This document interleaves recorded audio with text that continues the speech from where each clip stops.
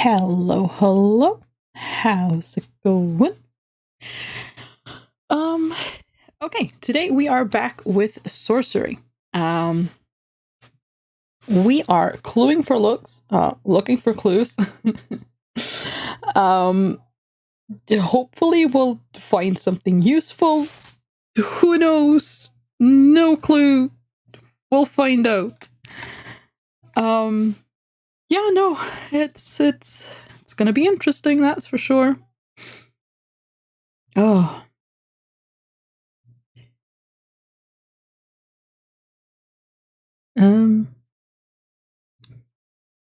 Wait.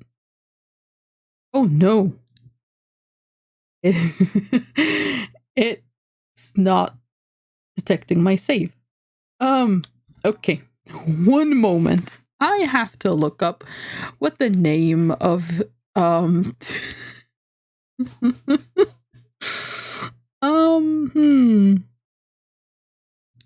Okay. Hopefully you won't be able to hear this. Let's see. Actually, I can't hear this, so you guys definitely can't. Where's the part where you input? Okay, I think... because I cannot remember what the code for this was in my head. That's just... But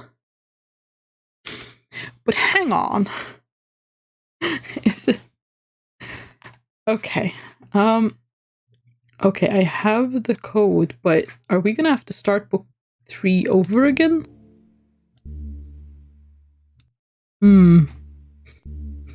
I guess we'll find out. Okay. Oh no. Yeah, I don't have my save file, so we have to start book 3 over again. Okay, well that's fine. Honestly, it might be for the best. We weren't doing too well anyways, right?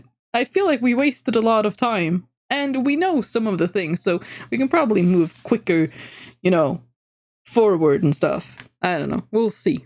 Depends how much I remember. Hello there, Mundo. Thank you for the posture check and the hydrate. How are you doing? Hello. I may or may have forgot. It's fine. Okay, right. Well, night falls on this, the 8th day of your journey from Analand. To the east, mighty mountains claw at the stars. You stand on the edge of Badubak, a wild and evil place. Beyond lies Mampang Fortress, the Archmage, and the Crown of Kings. I can't believe that we don't have the save file. The path has been long. As when you blue screen, you got the thumb drive ready to load Linux up. No, not right now. No, I'm hoping that I won't blue screen in the middle of the stream. To be honest. Oh, but hello, welcome. How are you doing? Leaving the hills, you journeyed into Kari and saved it from destruction by the goblins. You were captured by slavers, and you faced an army of enchanted werewolves as they sought to overthrow the first noble. Yeah, that's what happened. It's a bit of a It's fine, we can do this again. But the plains of Badubak will be different. Once, long ago, this land thrived, prospering in the warm shadow of the fortress of sorcerers. High in the Zansunu peaks, then something changed. They say the last refugee to reach Kare declared only, they are all gone. The north gate was sealed and the backlands left to die. Now the gates stand open. They whisper that the land beyond the gates is cursed. No one from the young country of Analand has ever crossed this wilderness before. You will be the first. The old world is counting on you, but already you have no food and no gold. This stage of your journey will be punishing, but you cannot turn back. Yeah, that's a bit unfortunate. But hey, we were fine enough the first time around, and we do have the blameberry juice potions, so it'll be fine. Hopefully.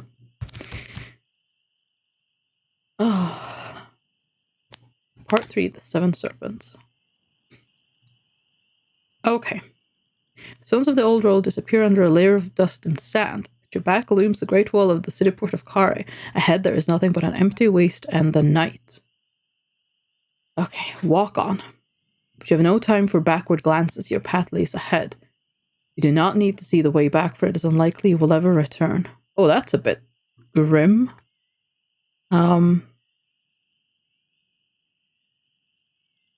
Look up at the stars. As you walk, you lift your eyes to the stars, wondering what fresh secrets they may hold, this far from the walls of Analand.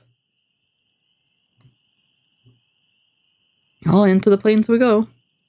Every step along the broken road takes you further from safety and into the unknown. Something, the whale perhaps, sets your senses tingling. You are not alone out here. Is that the screech of a bird you hear, or a distant scream? Good question. Hello, Exa. Welcome. How are you doing? Draw my sword. Trusting to your instincts, you draw your broadsword. At your back, you hear the rush of wings and the call of a gigantic bird. A moment later, a ferocious nighthawk has plunged from the sky, talons outstretched for your neck. Oh boy.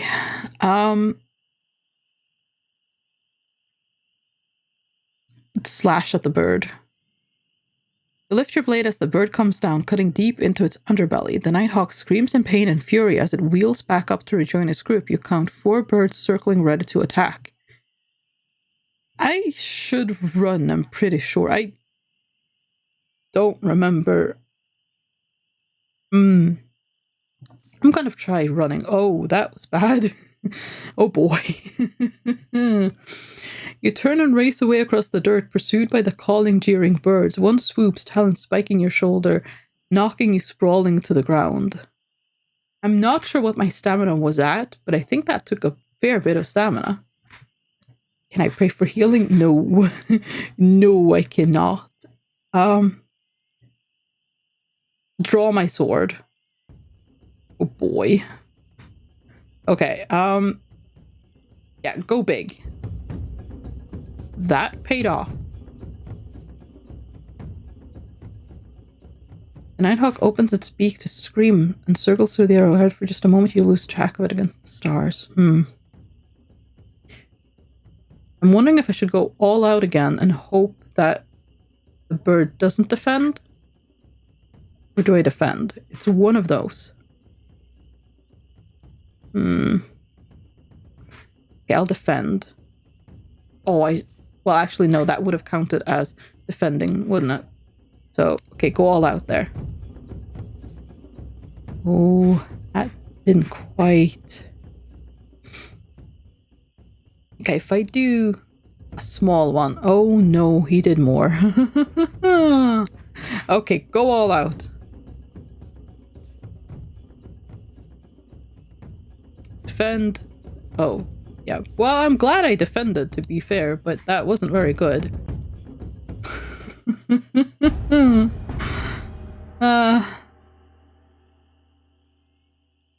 Can I do that better? Okay, let's try that again. I feel like I can do that better. So, again, all out. There we go.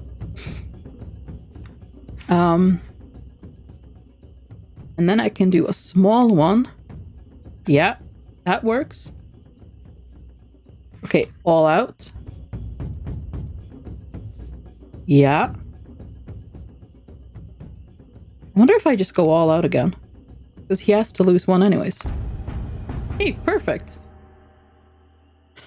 Oh, okay. You step away from the fallen creature, but there's no time to rest. 2 more of the creatures overhead shriek and start their dive. Stand ready with my sword. Plant your feet firmly, raise your sword, determined not to fall without a fight. Then quite suddenly the Nighthawks break formation. Something else is shimmering into visibility in their very midst. I was playing Sot, so wasn't really listening. I've sunk to the bottom of the ocean now, so how are you, tiny wizard girl? Oh, well, you know, very injured. Oh, how was your, well, I hope you got your loot and the sinking was intentional. Maybe. Oh. You move to higher ground while behind you the strangers of battles ensues. The wings of one nighthawk snaps upward like a broken branch. A second is ripped into feathers by invisible claws. The remaining birds scatter. There's nothing left but your mystery savior. Call out thanks. Step forward and call out your thanks to the invisible creature. There's a rush of air just in front of you. Whatever it is, it's landed. You hear the movement of unseen feathered wings, and then at last you understand.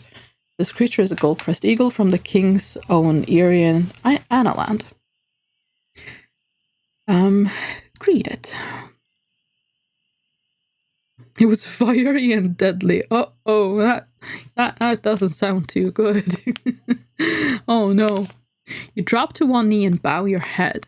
The bird, slowly becoming visible, replies with a similar, much larger gesture. As it lifts its head, something drops from its beak. It's a message cylinder. Whatever it contains must be of vital importance, or the king would not have risked revealing your location like this to deliver it.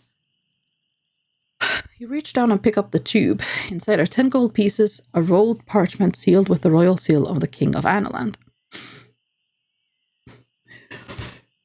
We trust these tidings reach you in fair health, but must warn you of impending peril. Your mission is discovered. The man Pang's eyes have spied our plan, and word is on its way to the Dark Fortress.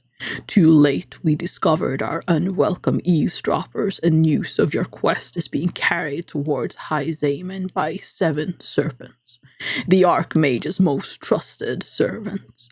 By now they will have reached the Backlands, and here they will divide to complete their journey separately. If you are still able, seek them out, for they must stop to rest and eat. Destroy the creatures before they reach their goal, else the Archmage will prepare a deadly welcome for you. Find Shadrach the Hermit for advice, for naught moves through the Backlands without his knowledge. Our hearts are with you.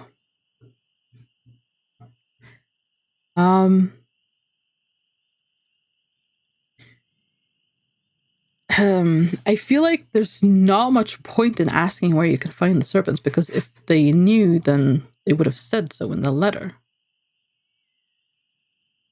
But what could it hurt? You look up, but the gold-crest eagle has already rendered itself invisible once more. You feel the rush of air as its great wings lifted from the ground. Then you are alone. I will keep the message. I think I did that last time, and I think that was good. Thanks, Dad. Yeah. I mean, we got a bit of gold. That's pretty good. But yeah, you must find these 7 serpents and destroy them, or your journey will be for nothing. Okay, well, here we go again. Okay. Stars turn in the sky overhead. Taking the pole as your guide, you rejoin the old road and make your way north. Before you, the backlands stretch away to a dim horizon. How can you hope to locate 7 serpents in such a wilderness? That's the question. I still can't ask for healing. I must find Shadrach. No doubt this Shadrach will help you, though how does the King of Analand know who lives in the Backlands? Is there more to this wilderness than you know, or is the king relying on the unreliable foresight of his farseers? Who knows? Right, what did I do here last time? Because I feel like I could have done something better here.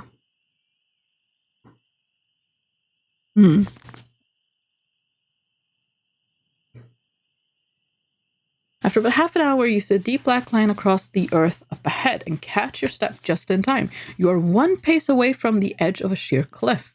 A few loose stones disappear over the edge and clatter away into the dark. You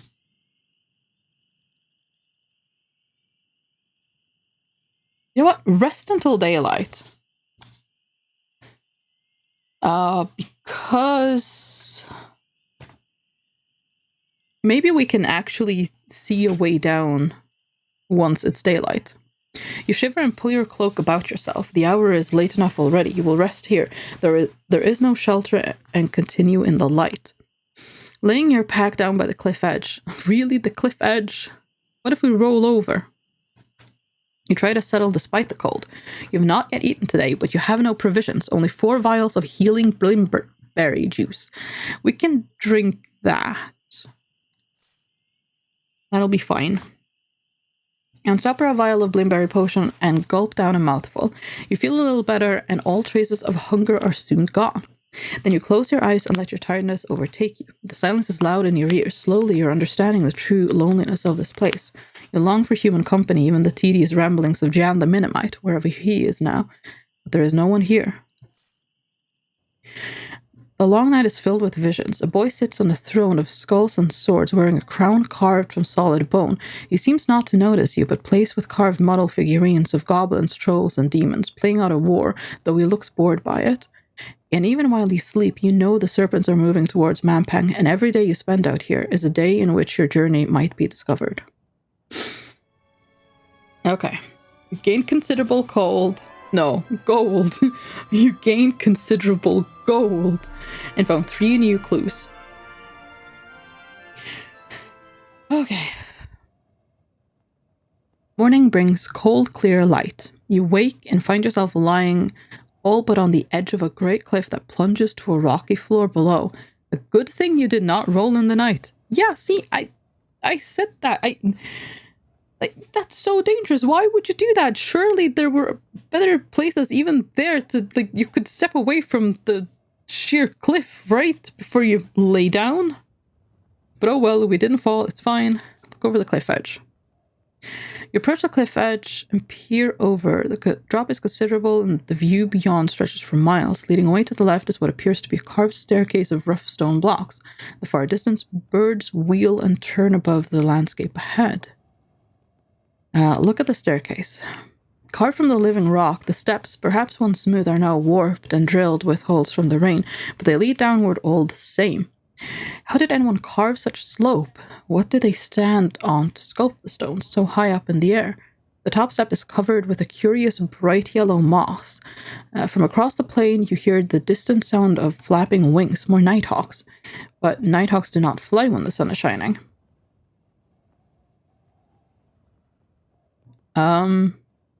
Look back.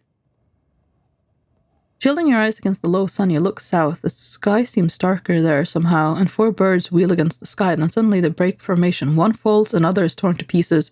A figure moves in the darkness beneath. Watch further? What follow is a rage of feathers, birds locked in combat, but suddenly the whole scene is gone. The plains and skies are empty once more. There is something very strange about this place. Oh, right, I remember that, yeah. Okay, gather the moss. Intrigued, you grab a fistful of the moss. It's juicy and extremely pungent. Taste the moss. You taste the moss with a tentative tongue. The flavor is not pleasant, but it does not appear acrid. Perhaps it is not poisonous. Eat the moss. We tried to stash it last time. I remember that. So we have eaten today. It may not be a lot, but we have eaten, so we don't need blimberry juice today. I guess that's a slight kind of, yeah. I mean, we may have lost the save file, but hey,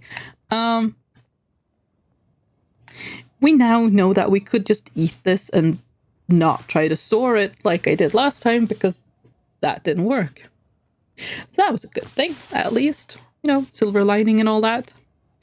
Feeling bolder, you put the clump of moss into your mouth and chew. Thick yellow juices run down your chin. Swallowing the thick clump is hard, but almost as soon as you do, you feel a great warmth spreading up from your stomach. Whatever this moss is, it seems to be most beneficial. Sunlight sparkles in the distance. A lake, perhaps. Okay, look at the view. As you stare out across the plains, the featureless dust resolves itself into a low rocky outcrop and gullies. Landscape below is not as featureless as perhaps you first thought. Okay, back to the journey. Let's climb down the steps. You stride onto the ancient stone staircase, trusting it will not crumble beneath your weight. And one pace at a time, you make your way slowly down to the sunken lands below. Okay. Yes, we have a read. Wait. Oh, wait. We know that. You clamber down the ancient stairs. It is painstaking work, as every step is about the height of your own body. Then about halfway to the ground, you are forced to stop. The steps below have fallen to rubble. Look at the remaining stair. The step on which you stand on is in fine condition, perhaps sheltered from the withering winds by the overhang above, but the next is gone, and the others, as are the others after that, stripped from the cliff face as though scoured. You can make out fragments of fallen rocks scattered across the plain below. A few rocks skitter down the steep slope to the ground below. What do I do here? Make a move, maybe? You have no choice but to turn back or else jump. Ooh. Oh, I'm not sure that's going to be a good idea. Will you go away if I do that? Thank you. Okay.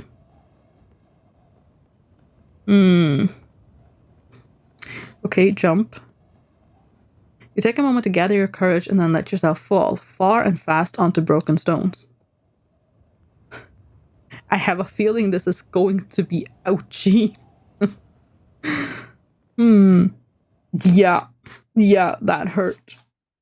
But hey, we're still better off than when we started, so... Well, not too bad, I suppose. You land badly, and for a moment you're afraid that you've broken your ankle, but you manage to stand. The foot of the cliff is punctured by little holes, perhaps the warren of hill foxes or whatever equivalent inhabits these barren wastes. Okay, we can move on from here. This, then, is the plain of Barubak, an endless expanse of dust broken only by the thin outline of an ancient road. No one from Analand has been here. No one even knows what happened to this place. Once it was the Archmage's country, his fields and paddocks. Now it is too barren to even be a place of death. Oh boy, that's pretty grim. Let's go the old road. You leave the shadow of the cliff for the road that cuts across the plain. As the morning moves on, the wind begins to rise. From here, the path is uncertain. Barubak is a wasteland, and there is no path through the great ridge that forms its eastern border. The Zanzunu Peaks and Mampang seem remote. The Zanzunu Peaks and Mampang seem impossibly far away, and yet a way must be found. When the Archmage sent his birdmen to steal the crown of kings, they flew, but you must walk. It's fine. I mean, it could have been worse.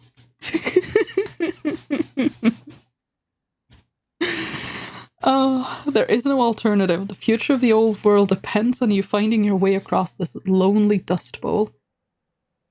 Okay, there's not too much that I actually feel like I remember, but I think I need to go this way. You leave the road and walk across the desolate plain. The sun is hot now. After a while of walking, you see something to break the monotony. Too tall and thin for a skewer of rock or a building. You cannot place it until you get close. There's a single tree, leafless and dead, tilting from the desolate soil. Look up at the tree. The tree must be the last remnant of an ancient forest, though why this particular trunk has survived when all the others fell is not clear, and that is not all. A rope ladder hangs from one of the higher branches of the tree. Climb the rope ladder.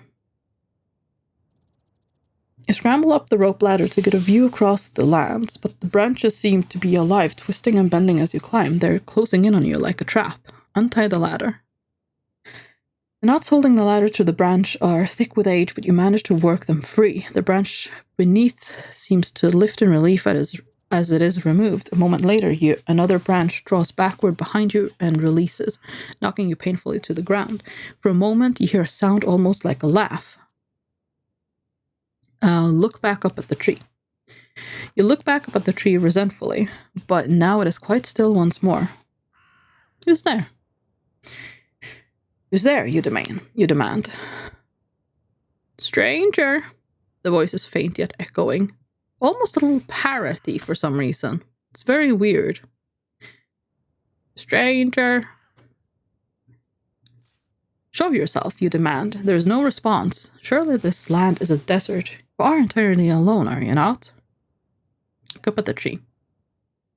You look up into the branches of the tree to find the bare twigs have curved themselves into a human face, an old man's face, that looks down at you with overturned mouth. Stranger, the tree face declares wistfully. You are lost. Stranger danger. Yeah, you don't say. Oh, gosh. Well.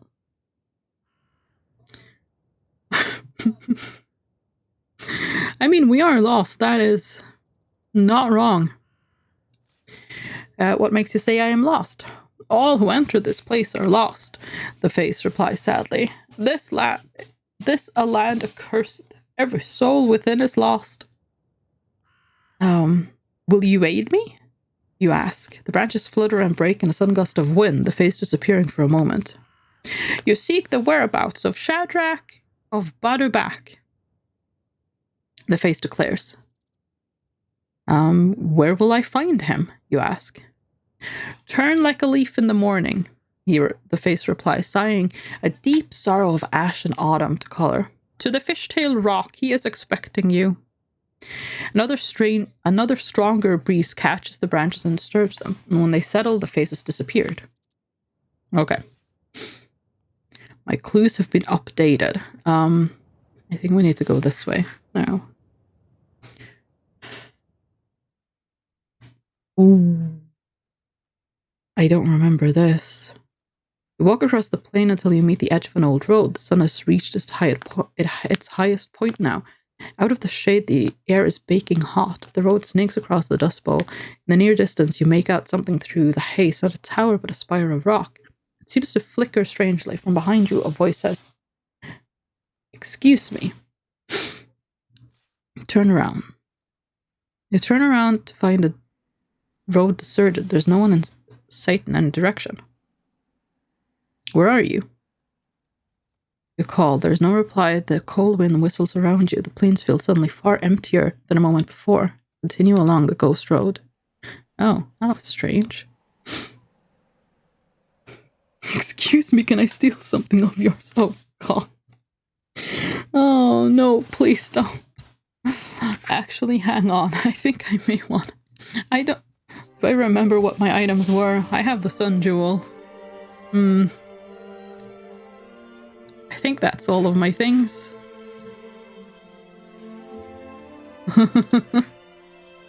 Seems to be sleepless ram. Wait, what was that? We're given a clue about the backlands. For sleeping of the sleepless ram, seek the one they call the sham. Okay. Yeah, that one we know. And 7 serpents. Okay. Treasure. Well, gold pieces. Okay. No, I think we have everything. I am absolutely... Oh, nice! The whale healed us all the way. I'm absolutely... Oh, sugar. The person who stole that... That's someone we have yet to meet, isn't it? Oh, no. That was...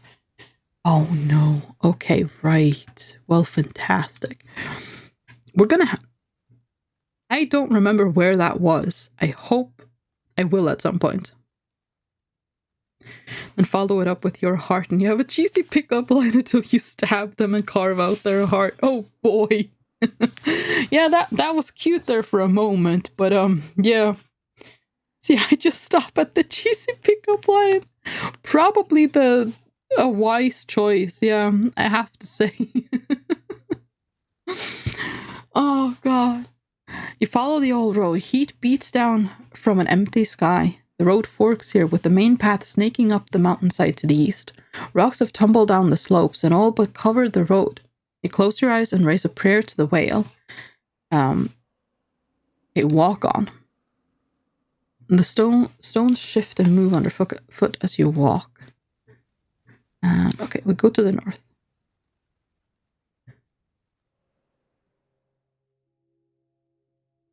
You pause to rest in the shadow of a large rock spire that sticks from the dirt like a claw through cloth. Look at the rock. The rock is a single shattered spire, perhaps once part of a mountain range to the east, or perhaps driven up through the ground by some geological quirk. The base of the rock is the mouth of a cave. No, you put their heart into a box, give them a ship, and now you have an immortal Davy Jones-like wife/husband. Oh. I'm not 100% sure if that's how it works, I'll be honest, but I suppose a plan is a plan. Oh, jeez. You approach the cave with one hand on your blade. The cave appears to go back some distance into pitch blackness. Someone seems to have scratched a message into the rock inside the cave. It is only just legible and must be ancient. Read the scratched message. In the thin sunlight falling into the cave, you can make out the ancient scratch message with some difficulty. Stranger, I am waiting, very long ago. Summon you. Call my name to the skies and I will, Adra. We can work on that. Okay, try calling out a name. All right. I made a joke about Vic last time, didn't I? Shadrach. You cry the name across the plains, and the echo of it seems to set off a distant avalanche. The ground begins to shake and rumble, and you stagger to your knees. The very earth is moving, and as though it was splitting or merging back together. You reach down to steady yourself, only to find that grass is growing beneath your fingers. Ooh. Some ancient magic should do the trick. We only have to bind them to the sea. Oh yeah, that sounds fine. Oh. You pick yourself unsteadily to your feet, feeling sick and unwell. Everything around you is the same, but everything is different. The rock has 2 spires for one thing. The cave seems smaller and darker, and in a fire pit built into the scrub at its mouth, a fire is burning. From inside you hear the gentle sound of singing. Approach the fire. You approach the fire. The sound of singing from inside the cave grows louder. Shadrach, you cry, I am here. The singing abruptly stops. There is coughing and wheezing sound, and then an old man hobbles out from the cave, limping on a stick. This must be Shadrach himself, but you recognize the face as that of the tree spirit you met earlier. Ah, it's you, he declares, speaking thickly through his beard. I have been expecting you. He waves a hand around the landscape. Welcome back. Now we need an eternity to show you how much I love you. Thankfully, with this dark little book, we actually have the time for it. Oh boy. Oh no, Mundle. You know who I am? I do indeed, he bows. I know your mission, of course. I know all about you. And you know about me, I hope. My name is Shadrach. Show him the eagle's message. You pull the message from your pack. I was given this, you explain. It mentions you. He scans it and looks up. Your diviners are most impressive. Or, perhaps our meeting has simply been remembered. Yes, that is more likely.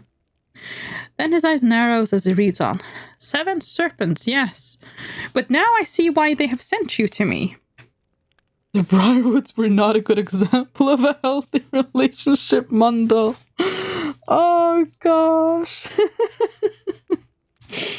Yeah, you're not. I've got maybe not a healthy for everyone around them, but together they seem like a pretty healthy relationship. I mean, I suppose, but also, not quite. Maybe. I'm not so sure, Mundle. Oh gosh. What do you know of them? A little, he nods, slowly thinking. I know you journey here from Kare. Tell me, how fares that city? It stands still. All of the thinking emotes. Oh god. Oh. Shadrach nods deeply. I watched an army of marsh goblins, scale the cliffs armed with swords and axes, he says. There should be smoke rising at the horizon, but I see no such thing. He grabs a handful of dry grass from the ground and tosses it into the fire pit, where it blazes for a moment into flame. He appears to change topic. I must warn you that no one from Analand has ever crossed the Backlands alone and survived. The serpents. Yes, but not only them, he replies. The very rocks and earth here are lost. Things become unstuck, and you have now become unstuck yourself. Actually, second Mundle's thoughts on the Briarwoods. Oh, jeez. Oh.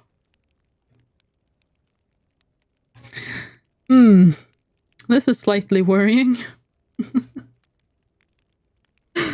You speak of the curse. A curse, yes, though, and he smiles. It is more like a noose fastened to the neck of the land, waiting to be pulled tight. He demonstrates with his fingers as he speaks, twisting them together. The old world and the ancient world have grown together like thorny bushes. To journey through one is to journey through the other. What do you know of seven serpents? You ask. The serpents are most terrible, Shadrach answers. I have often seen them, but they are no mere snakes. Do you know of their legend?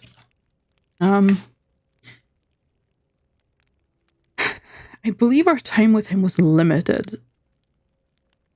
I kind of remember-ish what he said. It was something about a Hydra and that the Archmage slew the Hydra and then took the heads basically to you know. So, just tell me how to kill them. Oh, my god is now the camel. Camel is a creature of long legs and short sight. As he walks without needing to see his destination on the horizon. A camel is self-sufficient and unflappable, but he rarely turns, not even when the sands beneath him give away. Interesting.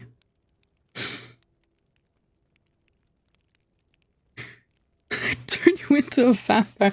I feel like there's a lot of drawbacks to that, so I'm not so sure that's a good idea. To become the vampire for her.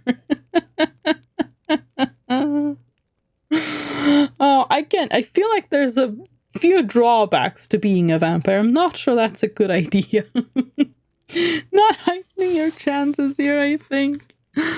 Oh, gosh. Just tell me how to kill them. Ha! Well then, he nods. Each serpent has a spirit to sustain it. That grants a great power, but also a powerful weakness. Discover these weaknesses, and you may be able to defeat the serpents. Unexpectedly, Shadrach stumbles. He smiles at you weakly. Are you unwell? I feel like I should. You ask. Perhaps you have a weakness yourself. This whole land is unwell, he replies. I will not be able to stay for very long, he gasps suddenly. Please, ask me what you need to know and then leave. Do you play swindle stones? I think that was my reaction first time as well. Oh, it's fine.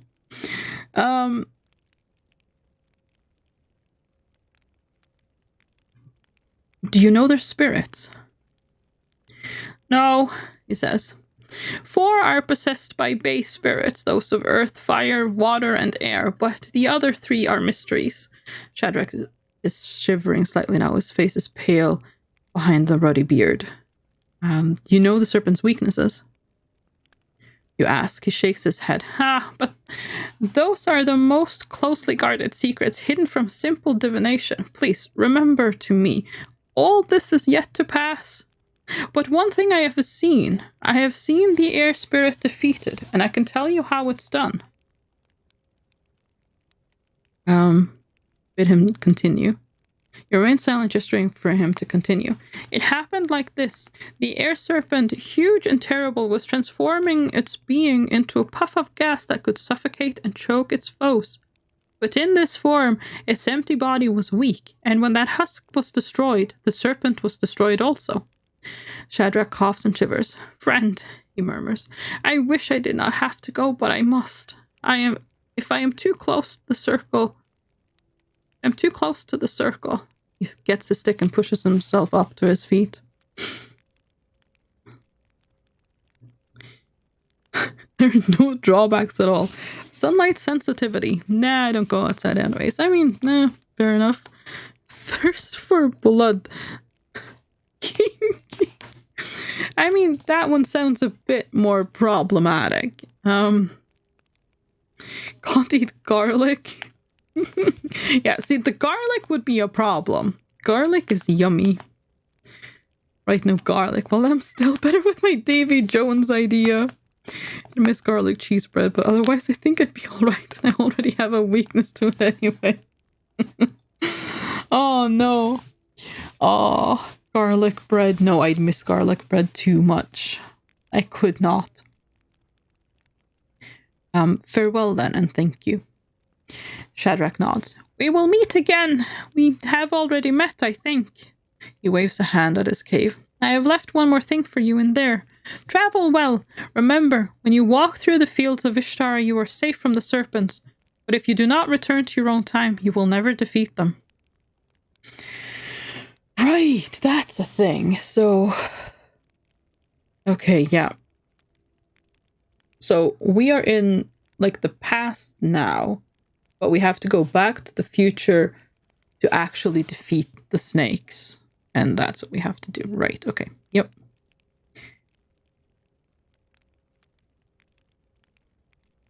Am I the only one who's into just wooing someone the normal way? Oh, you're the only one that has a chance the normal way. I mean, I think normal wooing is just fine. It works. This isn't wooing that's keeping them alive. There's a difference. A difference there may be, but also worrying, I would say. I understand. Good, he nods. Look to the beacons, he adds cryptically. If any have survived into your time, they will hold a little of our ancient light still. There's one to the north of here at least, by the river. Go there. Reaching over, he places his hands on either side of your head, and you feel a great lightness entering your body. That done, he turns and stamps away across the grass. Oh, my spirit is now the whale again. Okay, let him go. He leaves, heading west across the plains and fading into the hazy dust that hangs in the air. You muse on what you have seen. It seems there is more to the backlands than first appeared. You're left alone by the cave mouth once more. You look inside the cave.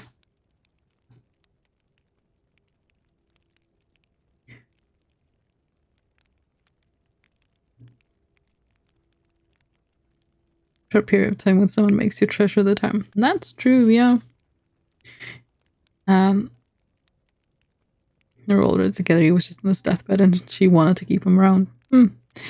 Yes.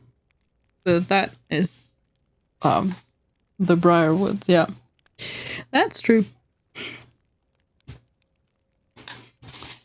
You look into the cave again and this time find a strange horn hanging from a hook on the wall. It is ornately carved from strange twisting shell with a hide of leather. It is a gale horn, one of very few in existence. You lift it down with great care. Do I blow the horn? I guess. You place the horn to your lips and blow a note. It is clean and mellow pitched and makes the air stir with echoes. You silently thank the hermit for his gift. Okay, move on.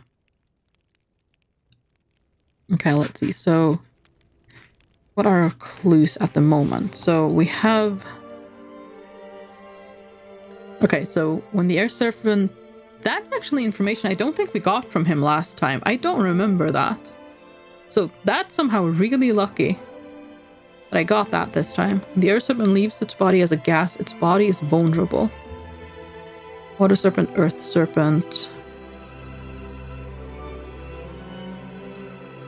Yeah. Okay. Well, we don't know how to get any of the other people. Okay. Let's see.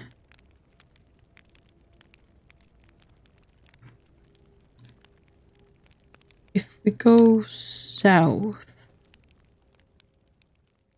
You pick your way carefully over the rocks at the edge of a road. The sun is sinking and the sky is turning bruised purple. It will be night soon again already. The east-west road into the mountains branches north here, and the elbow of the junction is a small stone idol. Look at the idol. And she did get to watch him eat people, and she seemed into that. Yeah, she did. That is absolutely true, yeah. Oh no. Oh gosh. You paused to look down at the idol, which was definitely not here before. The stone appeared to be carved into the shape of an iguana. It stands upright on its tail, fingers splayed. A pictograph in the old hand is written beneath. Oh. Too much info, Exo. Wait, what? Oh. The pictograph reads Sorceress. The fingers of the gecko, you notice, are pointing eastward up the mountainside. Touch the idol? You pause to touch the idol, but receive no particular blessing from it. Perhaps its purpose is merely to inform. Somewhere east of Badubak Ridge is the famed forest of Snata, perhaps the place a serpent might hide. Where at the that forest of Snata is here. So we had actually passed. We were about here last time. It is a shame that we lost the save file, but oh well. We have one more clue than we used to have, so that is good. And we kind of know. I don't really remember. I think maybe I kind of know what I'm doing here. Okay, I want to go back here. We walk amongst the uneven stones until we found level ground, a road. The sun is now in the lowest quarter of the sky. Soon it'll be dark. The road is now well paved and bears the marks of many travelers, right down to steaming piles of cattle dung. Someone seems to have dropped a package here. Oh. Oh, no. Look at the package. You look down at the package. It's a cloth-wrapped parcel from which comes a strong smell of uncooked fish. A cart rolls past without stopping. Oh, take the package. You pick up the parcel. The fish appears to be in good condition. It must have fallen from a cart only a few hours before. But where's there to find fresh fish out here? Raw fish must be cooked before it will serve as a ration. Now, look! We can have sushi, it's fine. You continue along the well-paved road. Okay, go to the tree. I think I remember someone being there. You step off the well-paved road and cut across the grassy fields that have somehow replaced the plain that was here before. The sun is almost set and the sky has turned a deep purple. You swat at pestering flies and midges. The dead tree you saw here earlier is now a young, strong sapling. In its shadow, a woman sits cross-legged with eyes closed. Zap, zap, zap. Oh no. You watch the woman for a moment. She is breathing in and out slowly and murmuring under her breath. Perhaps she is praying. Around her neck she wears what looks like a giant's tooth on a leather string. A fleet of long, thin birds swoop and career overhead, snatching flies from the steamy air. Steal the tooth from the woman. I already have teeth, I'm pretty sure. Be right back. Take your time, Mundle. Why, hello there, lovely lady. Yeah. Hello indeed, and one of the first things we can do is just steal from her. No, we're gonna greet. You approach the meditating woman and cough quietly. Greetings. The woman sniffs twice, then opens one eye, then shakes her head sadly. You're meant to be over there, she says, pointing a little way to the east. Well, the fish smell rather gave it away. I guess it would be a very bad idea if we tried to, nick the thing from her with the fish on us, huh? What do you mean? She shakes her head, opening her other eye. No matter. They tell me I will get better at divination with practice. She offers her hand. Shake her hand. Shake her hand and she laughs. Oh, very formal. Well met, stranger. My name is Elthera. Welcome to Ishtara, the land of peace and plenty. Shadra called this place Ishtara as well, you remark. Of course, such it is, she smiles. But I see from your bearing you truly are a stranger here. Ishtara is the ancient world, from the Zanzunu peaks in the east to the cloud-capped mountains north and down to the South Sea. I am from Analand, you explain. She looks blank. You must have traveled far, she replies. She nods politely. Will you sit with me a while? Can you aid me? You ask. She laughs. Perhaps. You might simply enjoy my company. She looks into your eyes, then sighs. Nishtara is a large place. Perhaps I can guide you. Now sit with her. You sit down on the long grass opposite her. She smiles at you. I need to practice my third eye, she says, tapping what appears to be a small gem stuck to her forehead. Perhaps we could play. And reaching into a pocket, she produces a handful of small stones. Swindle stones, you ask. She looks amused. Swindle stones? My teacher has used that name before, but that is not what we call them here. They are mind stones. I try to read your thoughts as you try to read mine. Will you play? I am no telepath, you say. Nor me, but I am learning. Will you help me practice? What is the stake? You ask. She laughs. Perhaps if you win, I will give you the dice. How's that? Yeah, sure. I'll play, you declare. Althera smiles. Thank you. You will find me a serviceable opponent, I hope. Althera counts out 4 dice each and waves at you to bid. Oh gosh, I don't remember properly how to do this, honestly. Okay, so I've got 3 threes. So if I assume she might have 1 3, I should start with 4 threes, yeah? But what if she doesn't have one? Okay, bid 4 threes. Oh, please tell me she has one.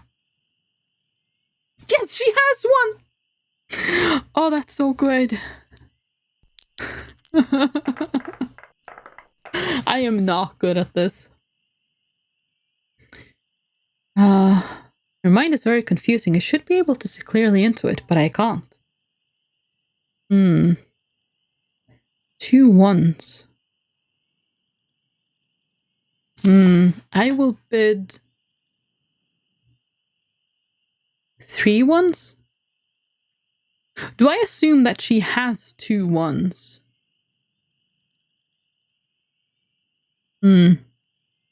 I guess.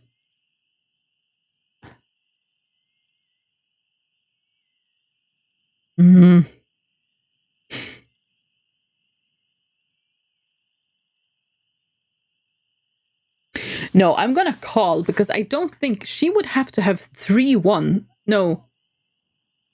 Yeah, she would have to have 3 1s. She would have to have all 1s for that to be. So I'm gonna call. I think that no, that's not right. Yeah, she has a 2. Ha ha ha. Yes. No, she has 3 1s. Yeah, exactly. That's so unlikely. Okay, perfect. I'm actually doing good this time. Nice. Oh no, but this is the hardest part. Okay, if I assume that she has 1 4, I can start with 3 4s. Yeah. Let me think. Oh, she has no 4s. Oh, she didn't. Ah. Old move, yeah, it did not pay off. It did not pay off. 1 4. I'm gonna go for... I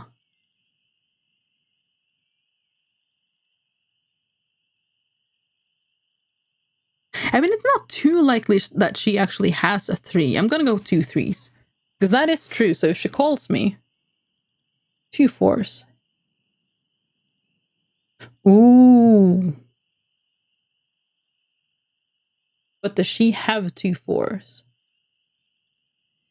It is as likely that she has 2 4s as me having 2 3s. Although I do have 1 more dice, so not exactly.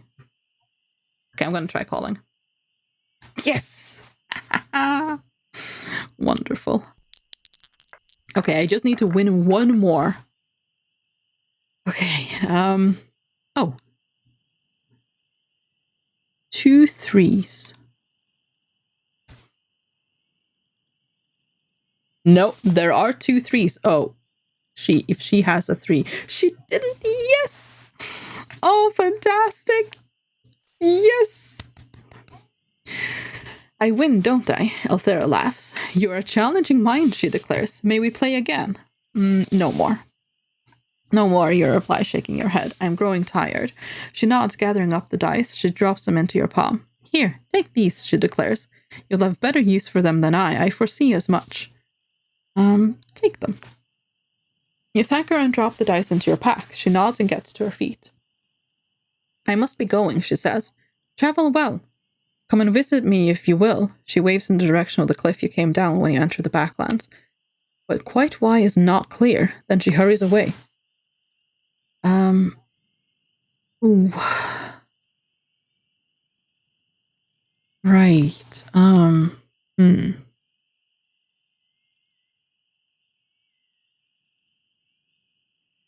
Look at the tree. The tree is relatively young, fresh, and strong, as though it has been only planted a few minutes before. It is hard to believe this is the same tree you saw before, so tall and so very dead, but the position is the same. Okay, move on.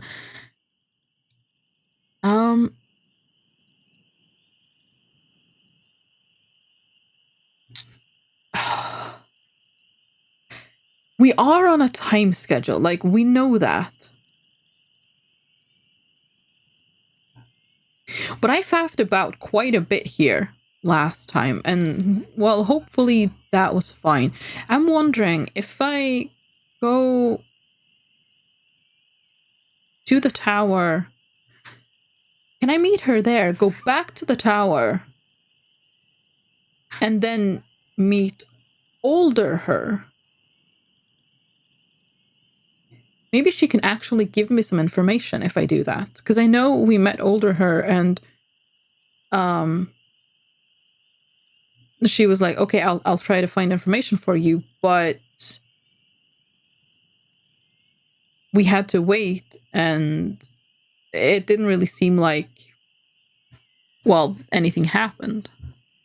So, okay, let's just try it. You walk on across the prairie until you join an old road. Night falls. You should find somewhere safe to sleep. If you keep going through the night, you will be weaker for it. Away from the road to the northeast, a curious stone tower stands alone overlooking the river. But I don't know if that's going to be a clever thing to do, but we're going to try that anyways. And perhaps sleep in the tower, I think. You approach the stone tower until you stand at its base. Walk around the tower. You walk around the tower looking for a door but find nothing. Perhaps it is simply hard to see in the dark. Feeling the stones of the tower, however, you find it is covered in shaggy gripweed, hooked deep into the cracks between the stones. It is probably secure enough to climb. Okay, climb up. The weeds seem to grow all the way to the top, and its roots are firmly anchored to a million tiny cracks in the stone. So let's climb.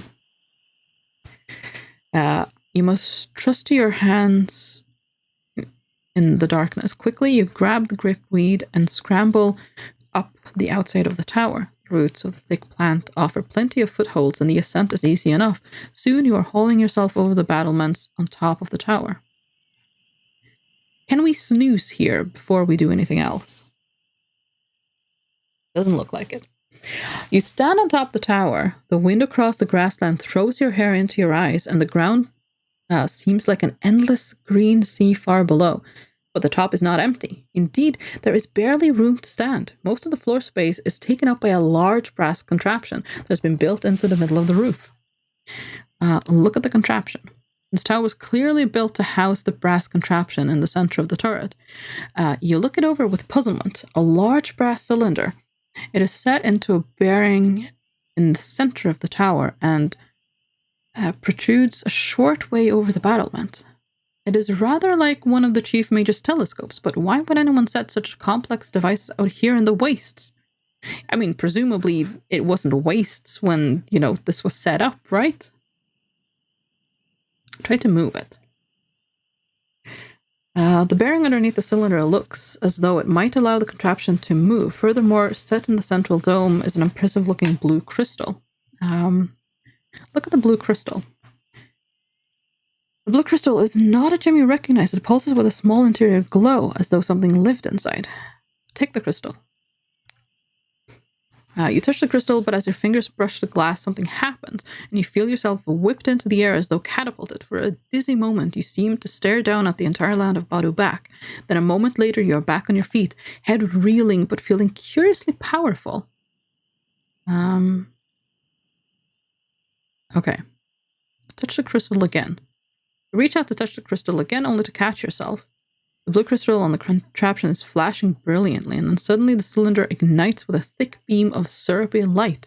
The beam floods across the landscape, cutting through the mists and warping the view like a heat haze. Whee! I mean, the way it's described, it does sound kind of fun, doesn't it? You just go up and then down, and you're fine. Okay, adjust the beam. Okay. So we know how this works this time around. So, okay, that is what we want. You adjust the beam around its track, sweeping light over the land below. Okay, climb down the tower. With the beacon blazing away, you swing yourself over the battlement once more. After an uncertain moment, you find the gripweed and clamber down swiftly. Okay. Hopefully, this will pay off.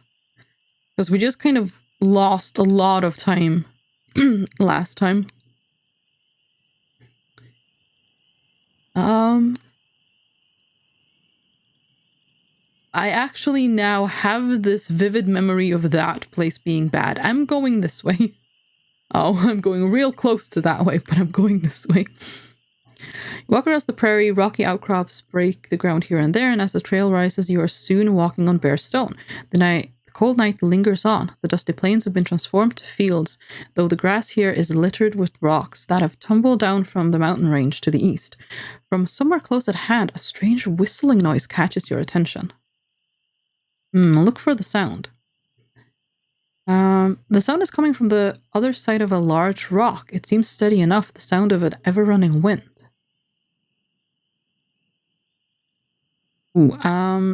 Rest. You lie down and try to settle, but the noise from behind the rock is too piercing to let you settle. Oh, after a few minutes, you stand once more. You'll have to find somewhere else to sleep. A small fly buzzes by your head, and quite suddenly seems to be dragged through the air and out of sight.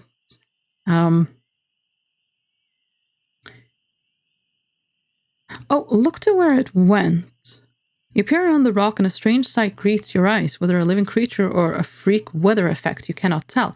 But hovering a short way above the ground is a swirling twist of air trapped in a cove formed by the rock. Okay, I kind of remember this. Look at the air funnel. Is the funnel alive? Something about the way it moves suggests it is. It shuffles around the rock enclosure as though injured and looking for a way out. Suddenly, from somewhere above you, you hear a voice. Annalander! Oh, wait. Okay, hang on. Annalander, I bring a message. That's kind of better, I suppose. You look up into your right, scouring the rock face until you spy a small boy leaping from stone to stone like a goat. I bring a message from Shadrach the Hermit. What message? You call back, suspicious. The fire serpent, he's following you. He's going to attack you while you sleep. Shadrach foresaw it. The boy has scaled halfway down the mountainside now, and is just above the whirlpool of rocks. He's about to jump. Wait. The boy hovers for a moment, one foot on the ledge, about to jump. His eyes meet yours, then the rock his foot is on slips. He begins to tumble downwards. As he falls, you see him pull through the air towards the whirlpool. Cast a spell. I think because we have the horn, I think that was what let us save him. Knots. What was it? Huff, wasn't it? Yes, create wind. You cast the spell, lifting the gale horn and blowing a loud note. The wind blows the falling boy sharply backwards away from the whirlpool. He lands a little way down the path, momentarily stunned. Then he is back on his feet and running towards you. Thank you, he breathes. What is that thing? Tell me your message. You demand, unsympathetic to his sudden rescue from certain death. Shadrach told me everything, he says. He checks things off on his fingers as he speaks. The fire serpent doesn't like sand, the water serpent doesn't like oil, and the moon serpent... The boy racks his brains. Dislikes the light, you suggest. He's scared of fire, the boy replies, remembering. They're strange beasts, these serpents. Anything else? You demand. The boy shrugs. Only good luck. He says you will need it because the Archmage will want to kill you very fast once you reach the walls of Manpang. You pales. I don't think that was part of the message. And with that, he is gone, running away out of sight to the midst of the plain. Okay, well, we can move on. I kind of remembered something happening with... I don't think I ever figured out what to do with the funnel itself. Ooh. Could it have something to do with... Probably not. Anyways, okay.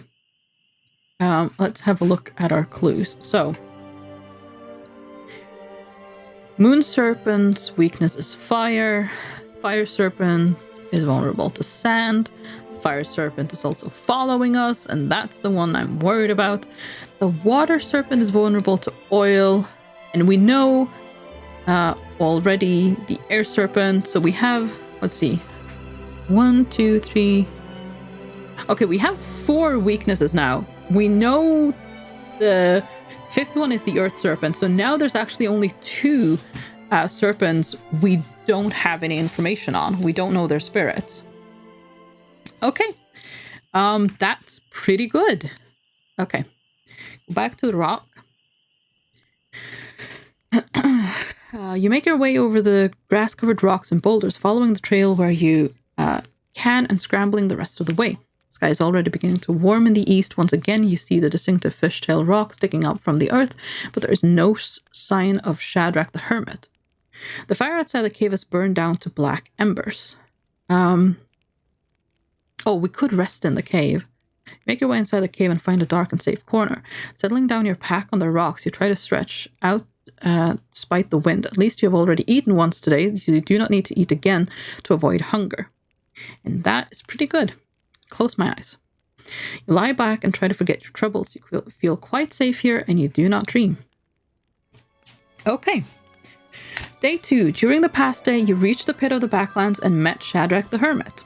I feel like so far we're kind of doing better than the first time around, but of course that is probably because technically we have already done this, so we have a little bit of knowledge. When morning comes, you step back into the empty plain. Sunlight falls into the cave mouth, picking out the message carved on the wall. Look around the plain. You pause to look around the plain. Thin scrub grass stretches away north and west. To the east, the mountains are shadowing the sun. The whole world seems to have come alive around, but surely this magic cannot last. I was hoping it would give me some option to cook the fish in the fireplace, like we could just, rekindle it or something, but no. Anyways, that's fine. You think back to childhood stories of the forest of Snada as you walk. An old forest, but not ancient. A place of wild beasts and even wilder magic. Perhaps someone there can help, or perhaps its inhabitants will only mean you ill. Well, we don't know, do we? Okay.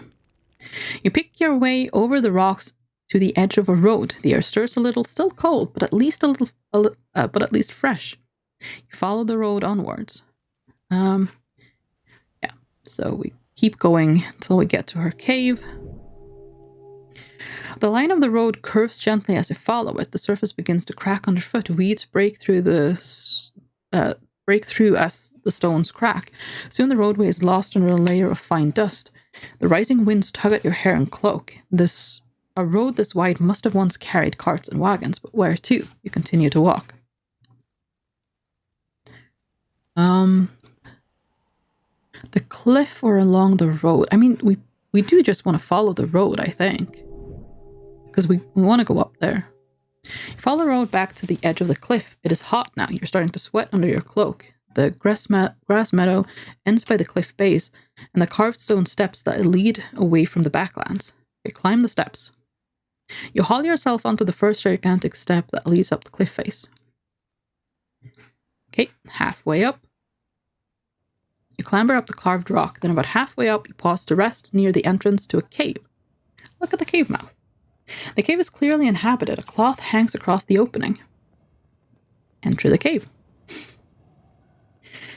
The cave is a shallow niche carved by wind, barely tall enough for you to stand and not deep enough for you to turn a circle with your arms stretched out. The far wall is a stack of tumbled stone. Okay. You step into the main... Excuse me. You step into the main chamber of the cave. Examine the walls. You look around the cave. Sunlight from the cave mouth glints off drilled holes in the stone. Perhaps this place was once inhabited and its walls fitted with pegs and hooks. Things with 6 legs and things with more crawl from cracks in the rock and over your boots. Ooh. Examine back wall. Back wall of the cave is a tumble of fallen rocks, fallen during some internal shifting of a cliff which must have happened thousands of years past. The fallen stones are huge, some the size of horses, some still larger. But through the gaps you can make out something beyond. Wait, are we not... You attempt to lift away a few of the stones at the back of the chamber, hoping to clear some kind of passage, but you can barely lift even the smallest of them. Whatever lies behind this wall has been buried too well for too long. You find something, a strange black face mask. Take it. Put the mask into your pack. A snake slithers out from a crack in the back wall of the cave. Draw my sword. You pull out your broadsword, but before you can strike, the snake has disappeared into another crack in the wall. You sheath your blade once more. Okay. You turn to leave the cave, but there is no way down. Staircase down, the cliff face has fallen away once more. I'm so confused, but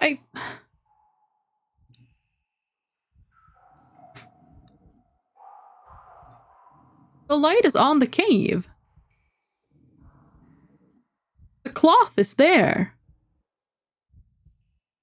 Did I enter the cave at a bad moment so that it didn't actually show? Well, so that it's not actually there? Is that what happened? The landing is rough, but your legs are intact.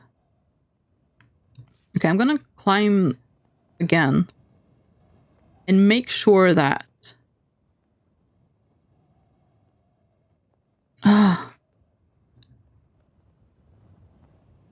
Okay, hang on. I need to go back a bit.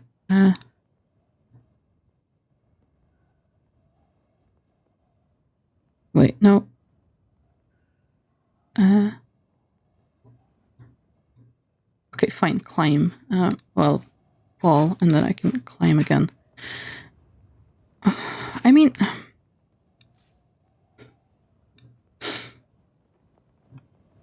It should be there. Right? Oh. Okay. Wait for it to expand again. Oh, did I get there in time? Sugar, I didn't.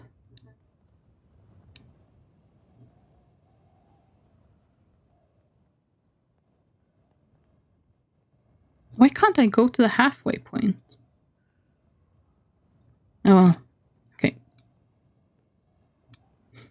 But I don't understand. Is it not possible to enter the cave as in when she's young?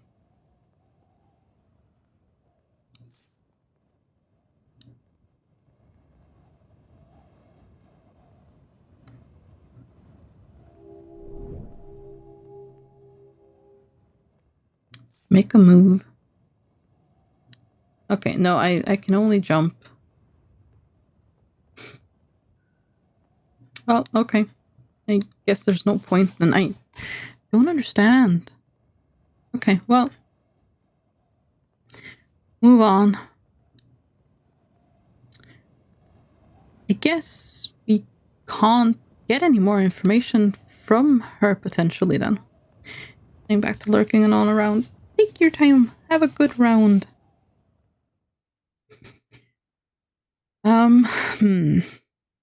Excuse me again. Turn around. Oh, for crying out loud.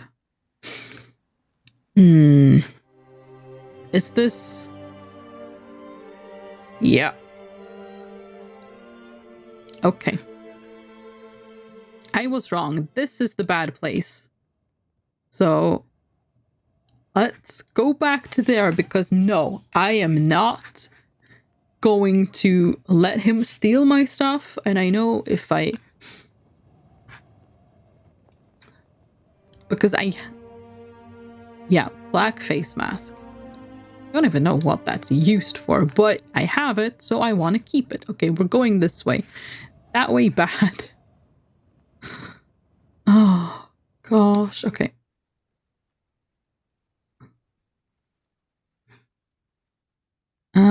Look north. Wide River, east. Road makes a loop past the foothills of the Back Ridge, passing an unusual double spiked rock formation. Okay, we know what that rock is. So, south, nearest tree. That's all there is to see. Okay.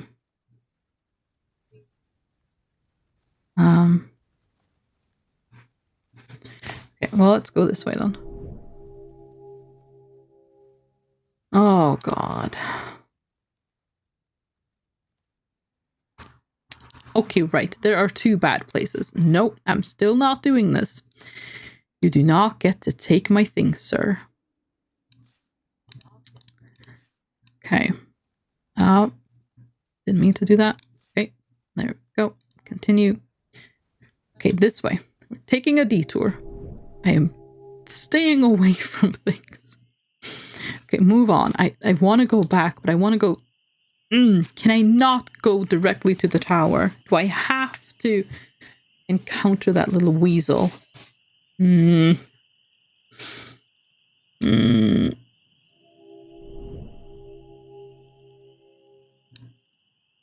Oh, okay. I got lucky there. Okay, do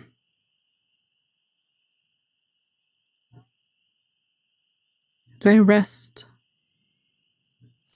Yeah, let's rest. Drink a blameberry potion.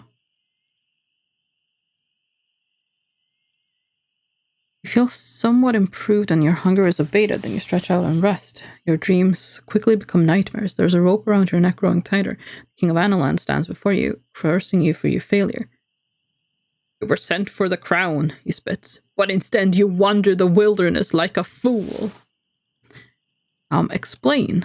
You open your mouth to explain, but you cannot speak. You cannot even find the words to breathe. Vow to do better. Oh, right.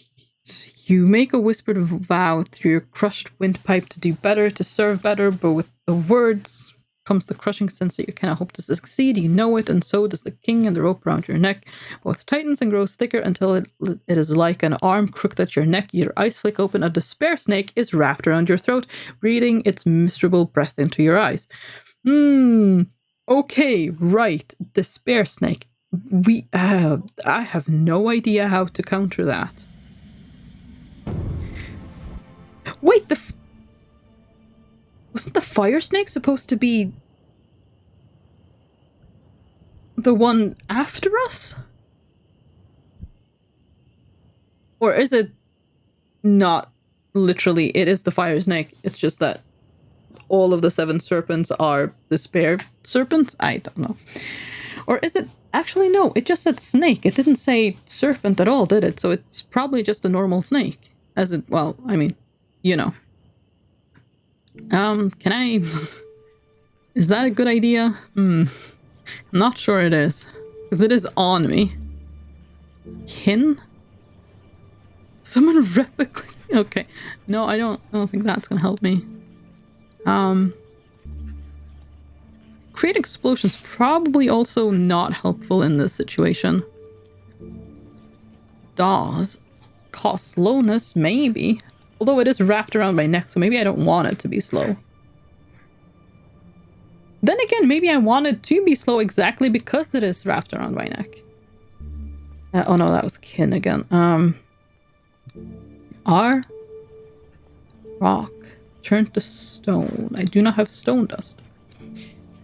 You know what? Okay. Actually, what?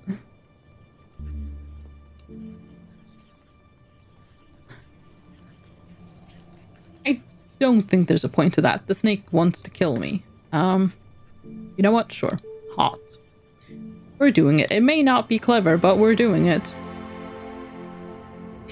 Oh, that's very good, yeah. Looking to the stars, you craft the magic, winding a fireball in your palm, then you toss it at the snake. It doesn't kill the creature, but you've wounded it badly. A single decent sword stroke should finish it off. You draw your sword. The snake leaps back from you, baring its fangs. Okay, I'm gonna go about there, just in case it defends. I should still be able to... I should still be doing more than it is capable of. Either way. Yeah, it is defending.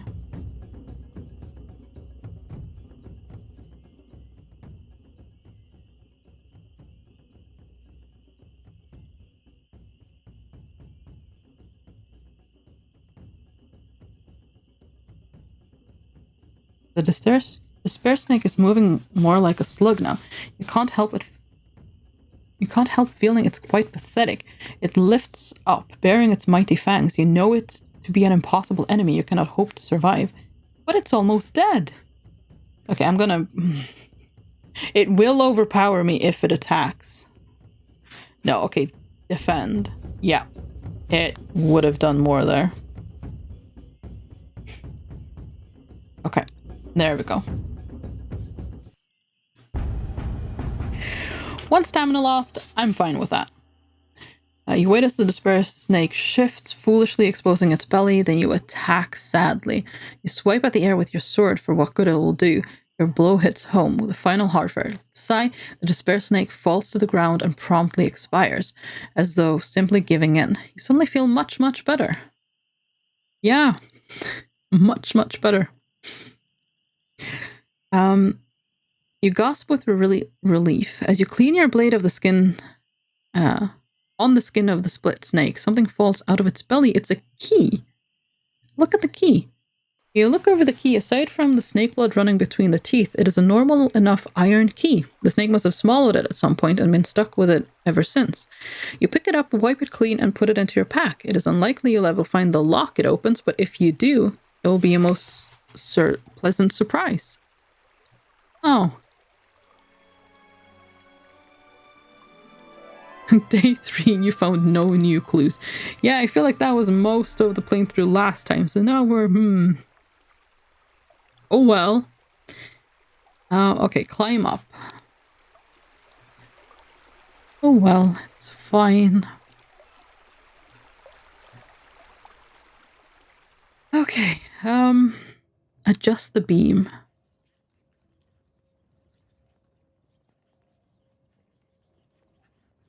I'm so confused. Althea went there, right? So why wasn't she there?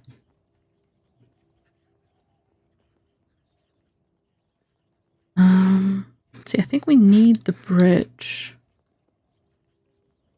So I can't do that, can I?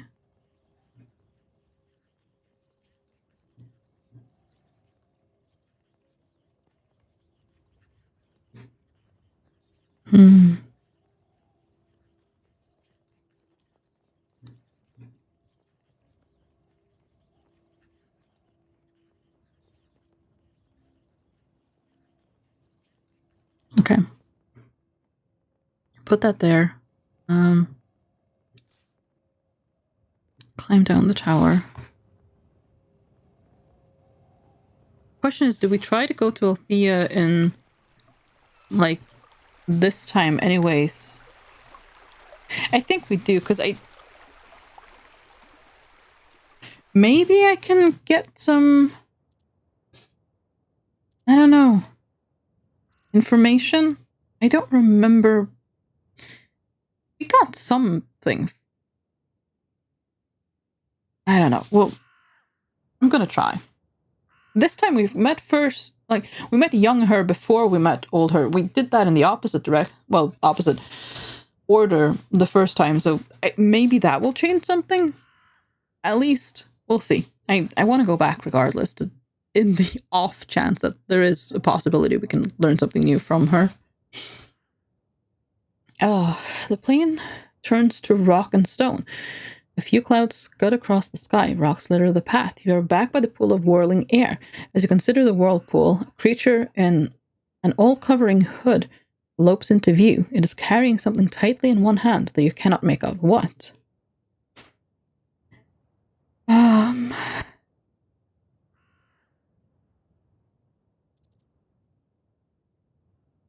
Shout a warning.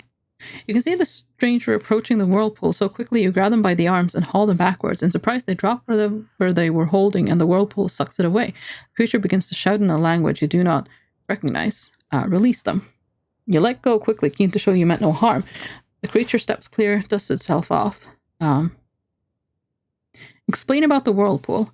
You point at the whirlpool, trying to explain with gestures what it is, but the creature shakes his head, clearly not following. At least it does not go any closer. Grumbling, the creature shambles away westward, knocking into you as it goes. Oh. Oh. Knocking into me. Oh. Black face mask is gone. Why does everything want to... Oh. You follow the creature along the road, but you've only gone a short way when it seems to vanish from your sight into the mists. Ah, sugar. Okay. I want to keep the thing. No, but I can't keep doing this. Okay, fine. I am sad. I don't...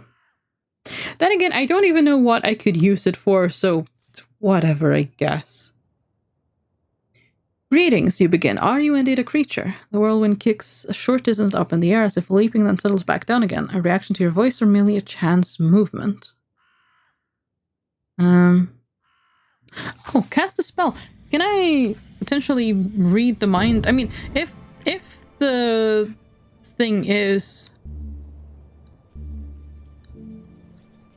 I don't have a green-haired wig, but would it be an animal anyways? Wrath. Oh. Still does not help me. Quicksand probably also does not help me. Oh, I've done that one. Yob? Oh, summon a giant. I don't think that's gonna help me.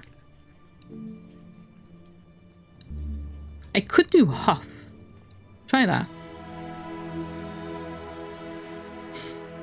Can't get past 3 trophies. What is this? Super Auto Pets is bullying me. Oh no, Muddle. I'm so sorry to hear that. But yeah, it is very difficult. I rarely get a lot of trophies in that as well. I really don't. You bind the starlight into shape around you, placing your gale horn to your lips and playing a clear tone. The wind catches the whirlwind and makes it spin faster and faster until it's all but drilling into the earth below. But the winds do not seem to be strong enough to dissipate it. Blow again.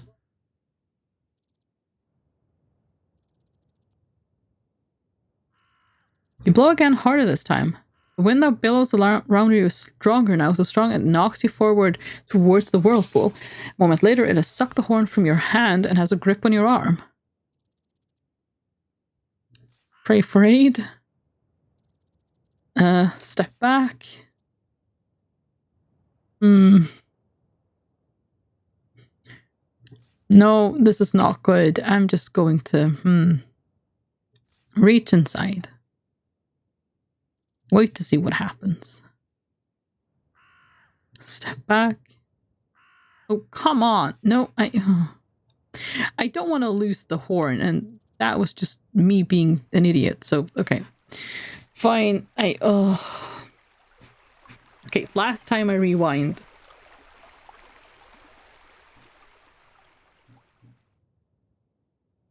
This time I'm gonna watch. I'm going to ignore the creature. It still knocks into me? Why? I'm just not meant to have that thing, am I? Okay, fine. Whatever. I'm not upset at all. Everything here wants to rob me. Call out for Shadrach.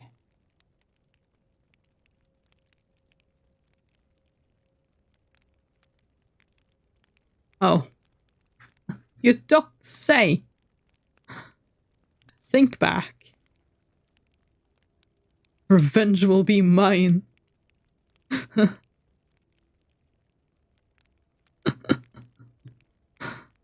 Oh. Okay, well.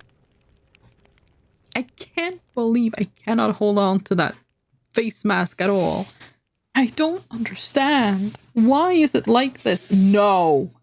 No, no, no, no, no, no, no. No. No. I can lose one thing. I refuse to lose more things to pickpocket. How many people are going to steal from me? But I have to go through there anyways, don't I? Doesn't matter that... Oh. Move on. There is not there. Okay, what if I really want to circumvent that place if I can? Make a move. I don't want people to keep thieving. It's not fair. It's not right. Oh, okay. Okay, climb the cliff.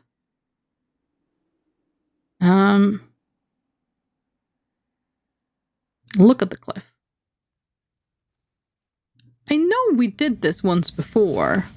We got up there somehow.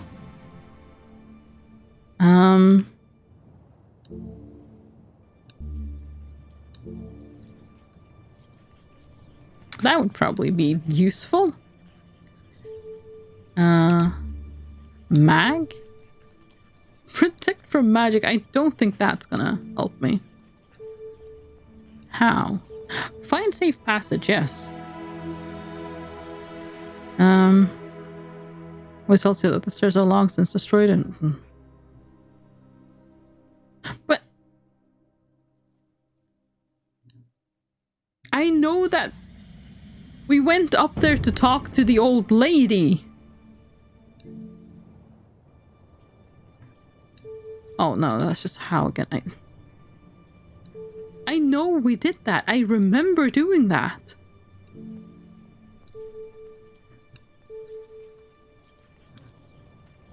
I'm not seized. I don't need a doctor.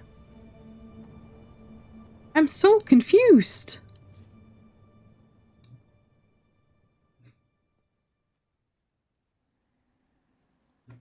I'm so absolutely confused.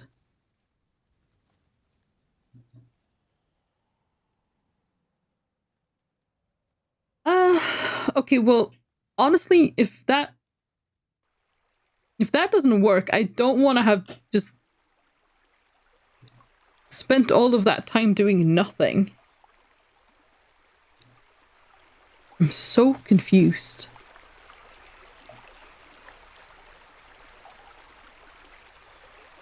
I don't get it.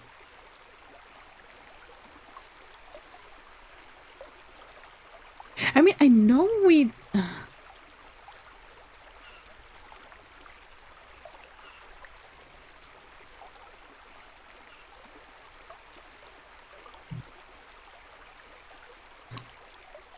Okay, hang on. Okay, top of the tower.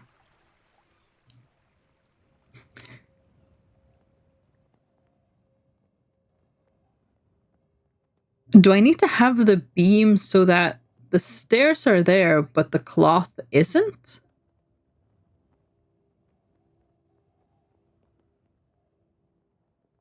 don't think whatever I did last time was that convoluted, was it?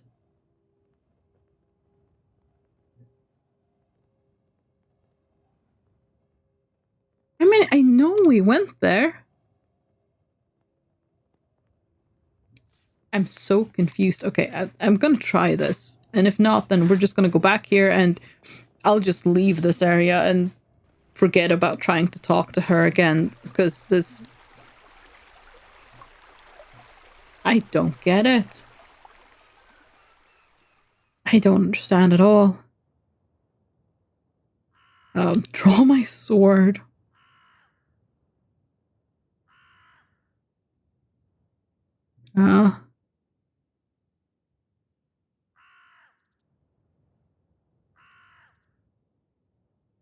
Cast a spell.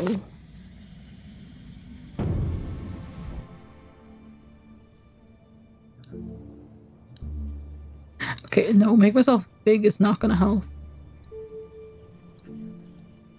Illusion of worship. No. I can read minds.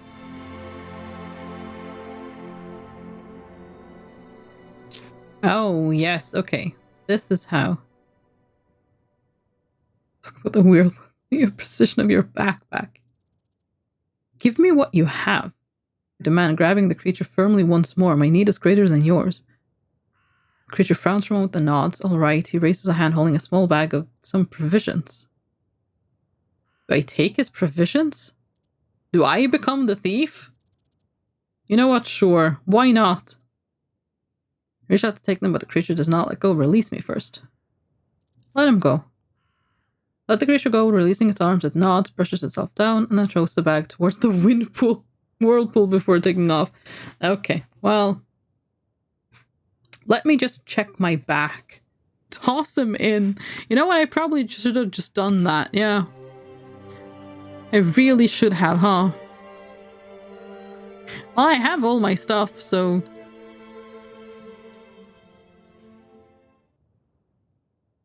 Do I try to catch the bag?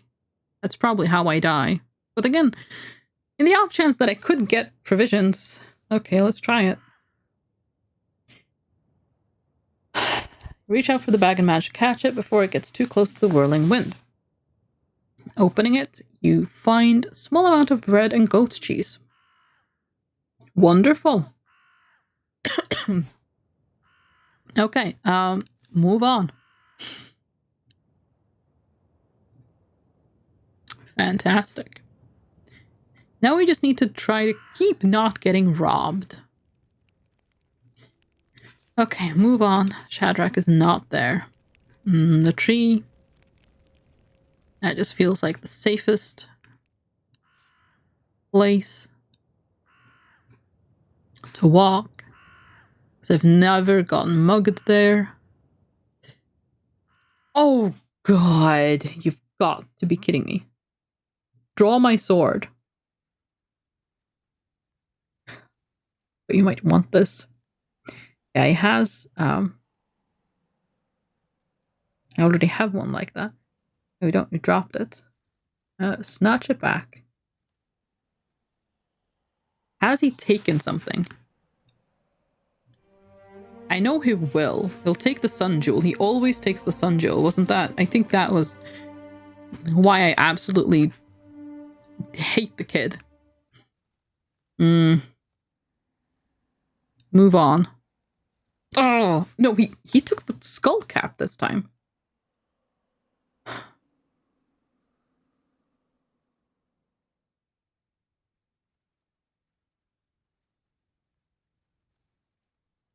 You know what? It wasn't the sun jewel, so maybe I can just leave it be. It's not that bad. I mean, the sun jewel cost me like 10 gold. That's the reason I just really don't want to lose out on them. Wait, what? Why can't I? The steps are there! What? Rewind. What did I clip? Yeah, climb the steps. Oh, did I just click the wrong thing?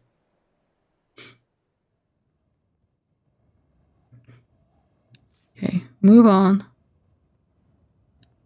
Okay, return to the cave. Is she here this time?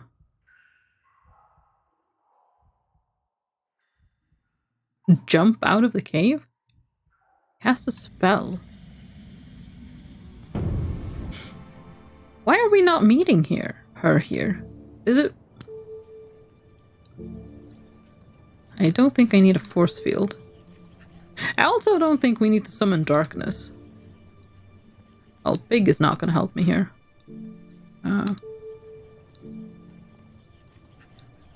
Don't think there's any point to that. I mean... Informs you quite clearly there's another chamber beyond the back wall of this cave, but the way to it is completely blocked by an ancient rockfall. Jump out of the cave? What? I'm so confused by all of this. I mean, we went there last time to talk to an elderly lady. Why can't we do that this time? I'm so absolutely confused. Hang on, so...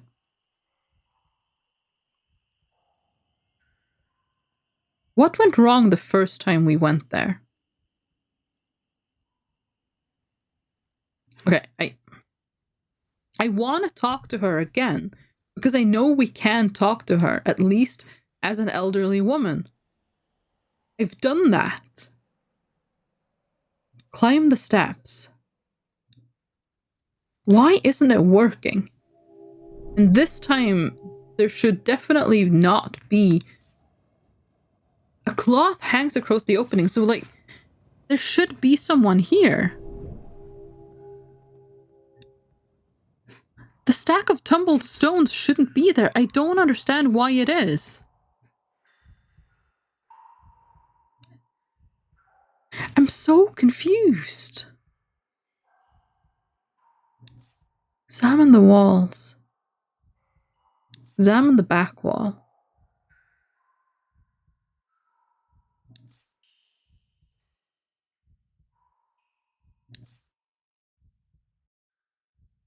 Well, take the fat. I don't... Stand back. Cast a spell, is there... Things change now. Yeah, but... But Althea literally pointed towards here when she left the tree. I don't understand. Now that's not gonna help me.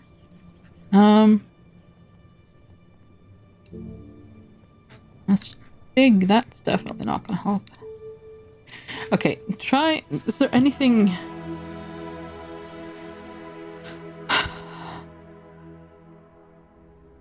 There's another chamber, but it's...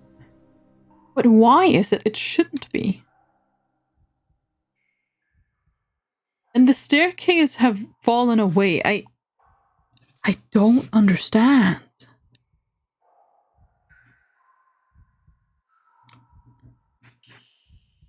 Well, okay. I guess we don't get to talk to Althea this time. Well, old Althea.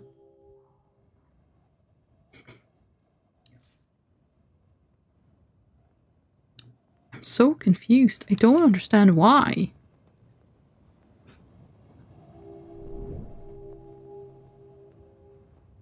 But oh well.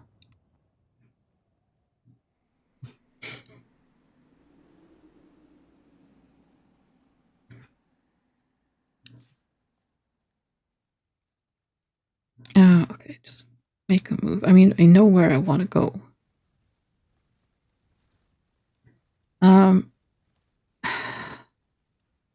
Okay, well, let's just hope we aren't pickpocketed. Okay. We'll find this once. I don't understand why we... You know what? I'm gonna stop obsessing over it. I'm still obsessing over it. Oh, in my head, of course, but that's different. How do I talk to her? Was my beam too far down? Is that the problem? It needs to be more up like this?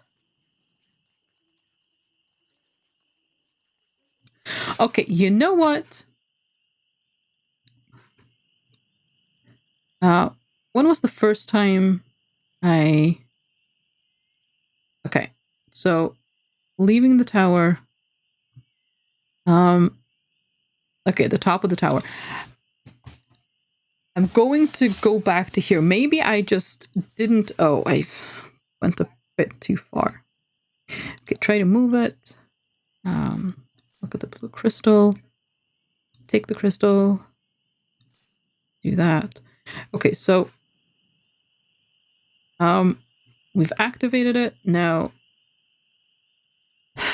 adjust the beam. If I do that, can we talk to her now? She should absolutely be there. Okay, climb down the tower. I'm so confused.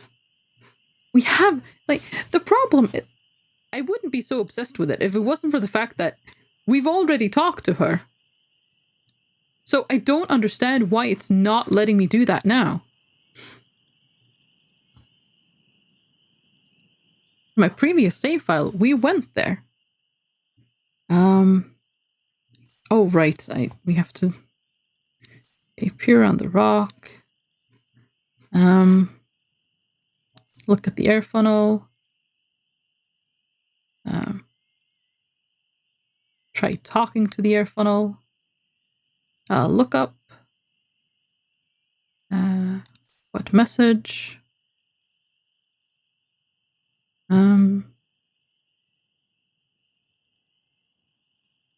Wait.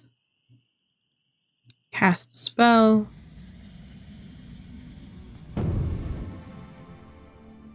I don't get it. Don't get it at all. Tell me your message.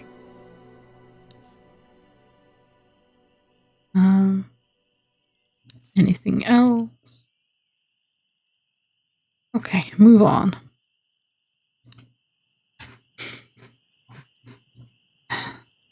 Oh, what was that? Rest in the cave. That was nice and safe.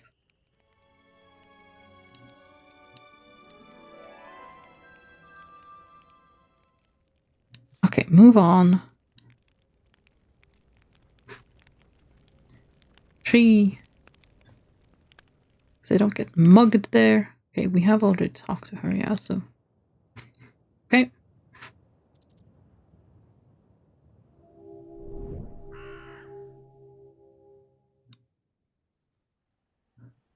Is it the fact that...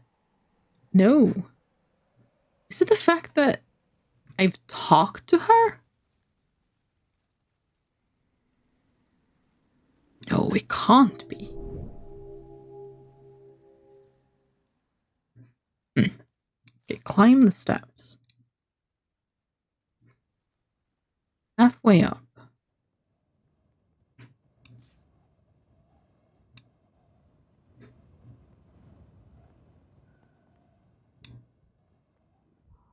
Okay, this time it was you push back the hanging and head inside.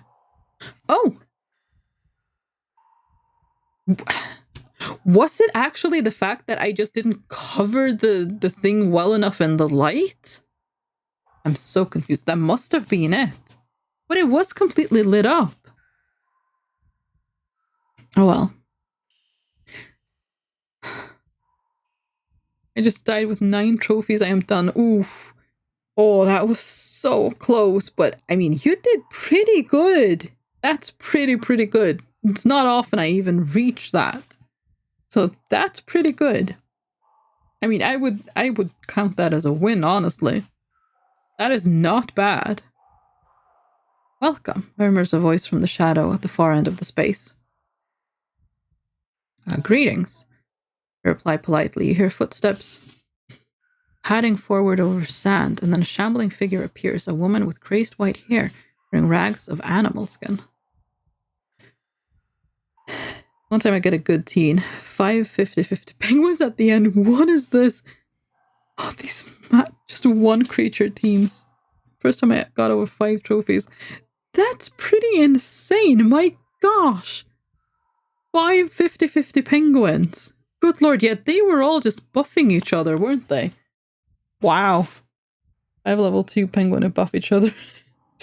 Stupid level, yeah. That is insane. Oh, that's fantastic. Jeez.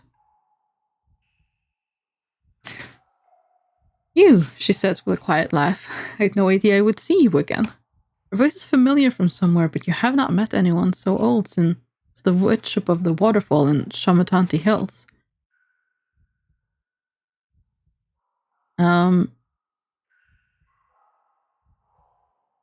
I recognize you.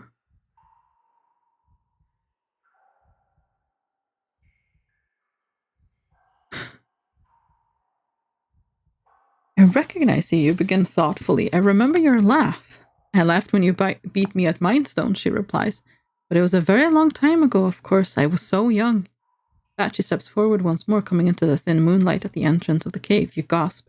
Though the woman is old beyond imagining, you recognize her face. It is Althera, with whom you were playing dice only hours before.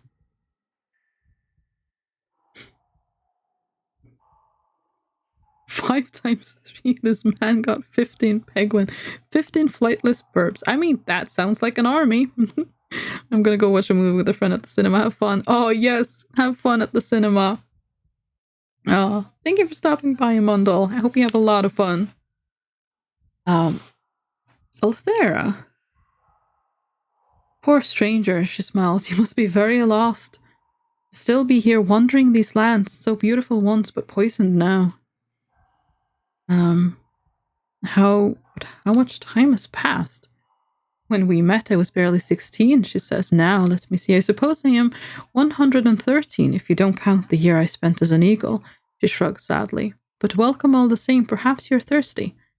In the corner of the cave, she produces a jug, which has been catching water dripping down the stone. Thank you.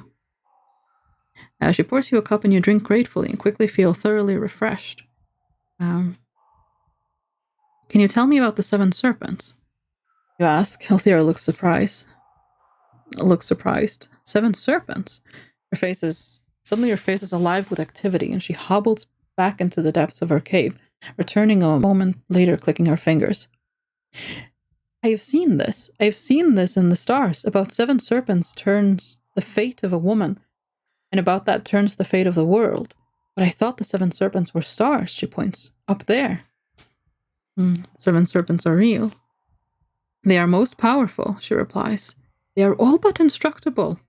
If you see one of these serpents, stranger, I believe that you must run. The serpents have weaknesses. You tell her they can be defeated. She tilts her head. Such bravery, such foolishness, she murmurs. You must know them to kill them, but to know them is to be killed by them. She shakes her head. And the whole land turns on this, so the whole land must surely fall. It's been barely any time since I last met you. You tell her, amazed. Then the curse on this land affects me, but not you, she says. Perhaps you will be able to leave unlike the others. What others? The others, all others that survive the new crown, she replies. They wander the wilderness in the circles, lost, endlessly repeating themselves, quite unstuck. The woman coughs. You are a sorcerer, are you not? I am. She nods. There is a secret, known only to the most powerful sorcerers in this land. Sorcerers of the fortress know it, I am sure, but they have tried to keep it secret. Would you like to hear it? Indeed I would. Reply with a nod. Thera nods in return. It is said, you see, that sorcery is unstoppably powerful. The sorcerers tell us that magic controls the world, but world's very warp and weft, that once woven, a spell cannot be unwound. The claim is bold, but I have learned it is also untrue. So magic can be undone. Some magic, or perhaps all magic, can be countered, just as parrying the blade can stop a sword. I've discovered one such counterspell already. The spell of healing opposes the enchantment of fireball. I believe if one can recognize the spell being cast and one knows the form, then one can prevent that spell with the cast of the other. What about the most powerful spells? She shrugs. I have not tested it, but yes, perhaps even the most powerful spell can be undone. As she speaks, she draws a shape in the air, a horizontal line, a diagonal, another line. It is a letter Z. How can I cross the backlands? You ask. You must know these lands well after so long. There was a bridge there and a river, she replies. A grand bridge, quite ancient. I used to climb it and drop sticks over one side. Is there no other way? Sorcerer Bria lives in the old volcano, Althea replies. She has a way she uses to expel those she dislikes, but I do not believe she has a way back. The woman sits down quite suddenly, in a state of some despair. Go over to her. You approach her hoping to console her, but she does not react to your presence. She does not even blink. The woman softly murmurs to herself. Around the cave. You glance around the cave. Althea has very few possessions to speak of, but your interest is taken more by the dust that covers the floor. Stone dust can be very valuable for magic. You gather up some stone dust. You scrape together a handful's worth of stone dust between your palms and slip it into your money pouch for safekeeping. The woman's third eye seems to glow momentarily.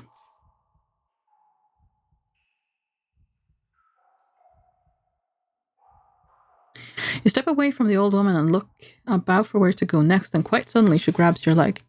I will find them, she hisses, but it will take some time to search. Come back. Then her eyes roll up in her skull. Because we found... What clue? Oh. Right, Bria.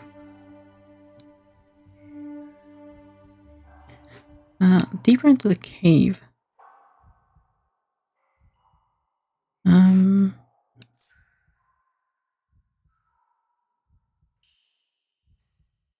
Stepping carefully past the catatonic woman, you make your way further into the back of the cave. After a narrow passage, it opens out to reveal a wide space lit by torchlight. The walls are covered with scratched writing, curious symbols and glyphs. All in the same shaky hand, a little dust trickles from the ceiling. Intrigued by the writing, you look over some symbols. They are a mixture of star signs, letters, numbers, and shapes you do not recognize. There is no order. It is as though their scribe was desperately trying to capture as much as possible of a dream before it was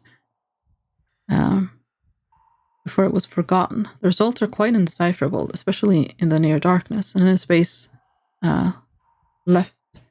And barely in a space is left, only one patch of blank stone near the base of the wall. Some glyphs on the wall are split, you notice, by crazed cracks in the stone. Okay, if I cast sun here, I think I could see something?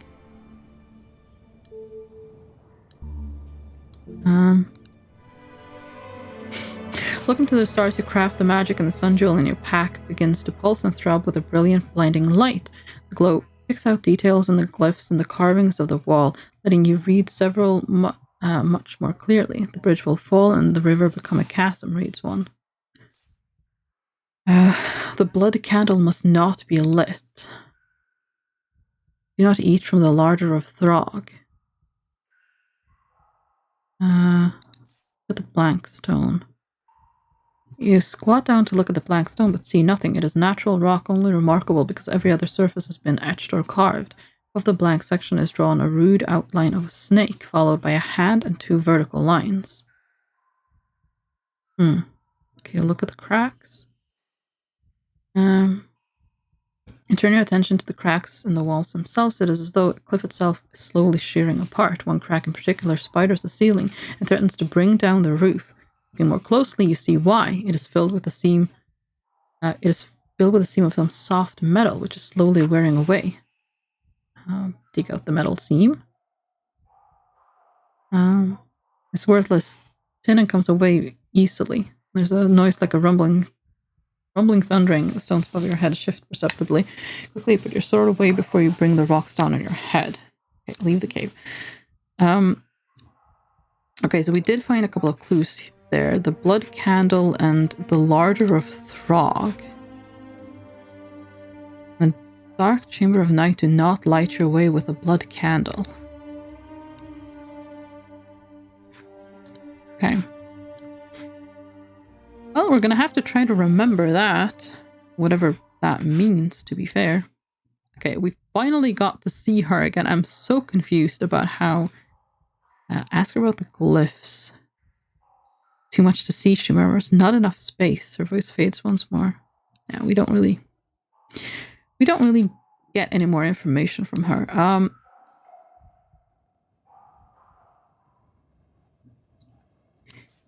Move on.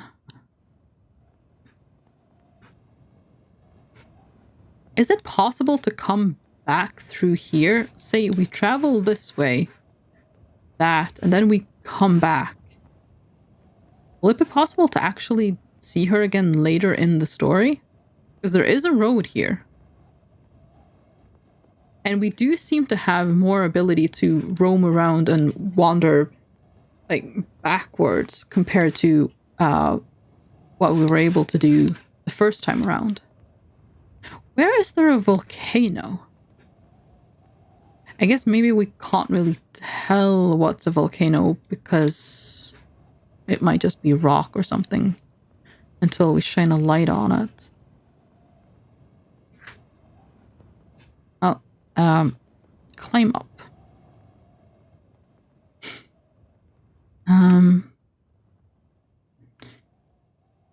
Look across the plain. You gaze out from the grassy cliff edge across the thriving plains of the backlands. Lush fields are tilled by livestock, and carts roll this way and that. Hot steam gushes from the holes in the ground to the north, and you see local children jumping in and out. A place glows with humanity, activity, and promise. The skeleton land you saw before seems an impossible nightmare, and yet it will come to pass. Surely it cannot be changed. You lower your eyes and notice a flash of blue crystal in the rocks at the edge of the cliff. Touch the blue crystal. And suddenly you are ascending high into the air. And boop.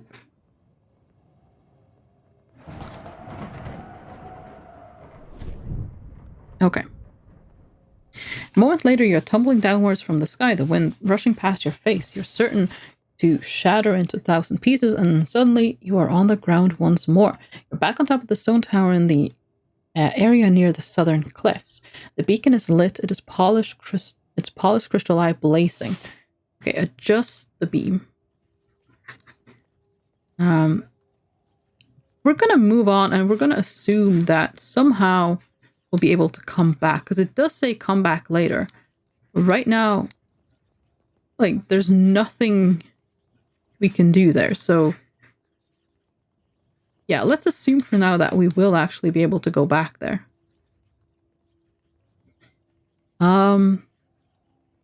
Okay, we need the bridge. Okay, climb down the tower.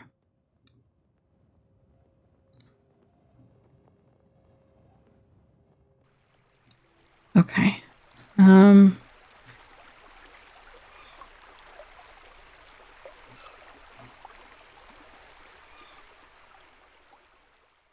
Oh, frick. This guy. Turn around. Where'd you get that? You dropped it, the boy says. You know what? Keep it. The boy looks surprised, but then nods. All right, I shall. Thank you.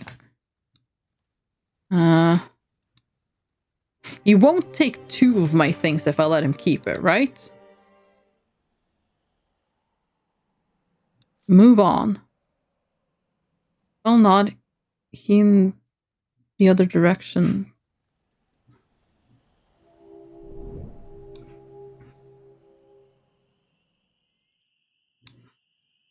I just want to make sure. I have the sun jewel, and yeah. So it is... Okay, I just let him have it, I guess. Can't read minds anymore, but oh well. Look at the totem. The totem depicts a short, toothy creature with no hair and with several ringed earrings in one lobe. Not a god, but a god or goddess. Goddess is helper creature, type that invisibly moves a sword point aside should the powers above dictate it. It leers at you with two wide eyes above pursed lips. Touch. Oh. You pause, remembering the ritual of Korga, the terrible price of incorrect worship. And what if this totem is a trap? The mouth slightly open, there's darkness inside, the lips feel slightly sticky to the touch. Totem's eyes seem to glint a little. Touch the eyes. There's no click, no sting, no sense of energy. Perhaps this totem is truly merely made of stone. It was just beasts inside it, wasn't it? I'm just going to step away from it. Okay. Let's go.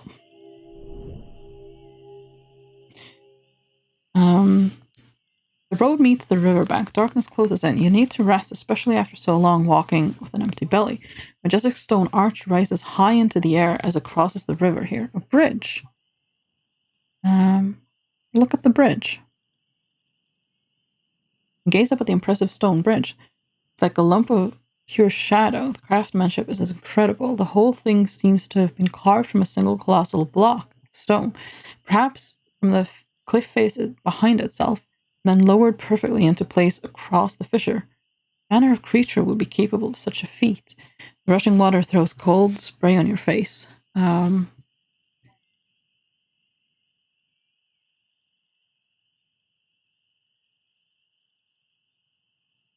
Climb up the bridge. Do I rest here? I guess, sure.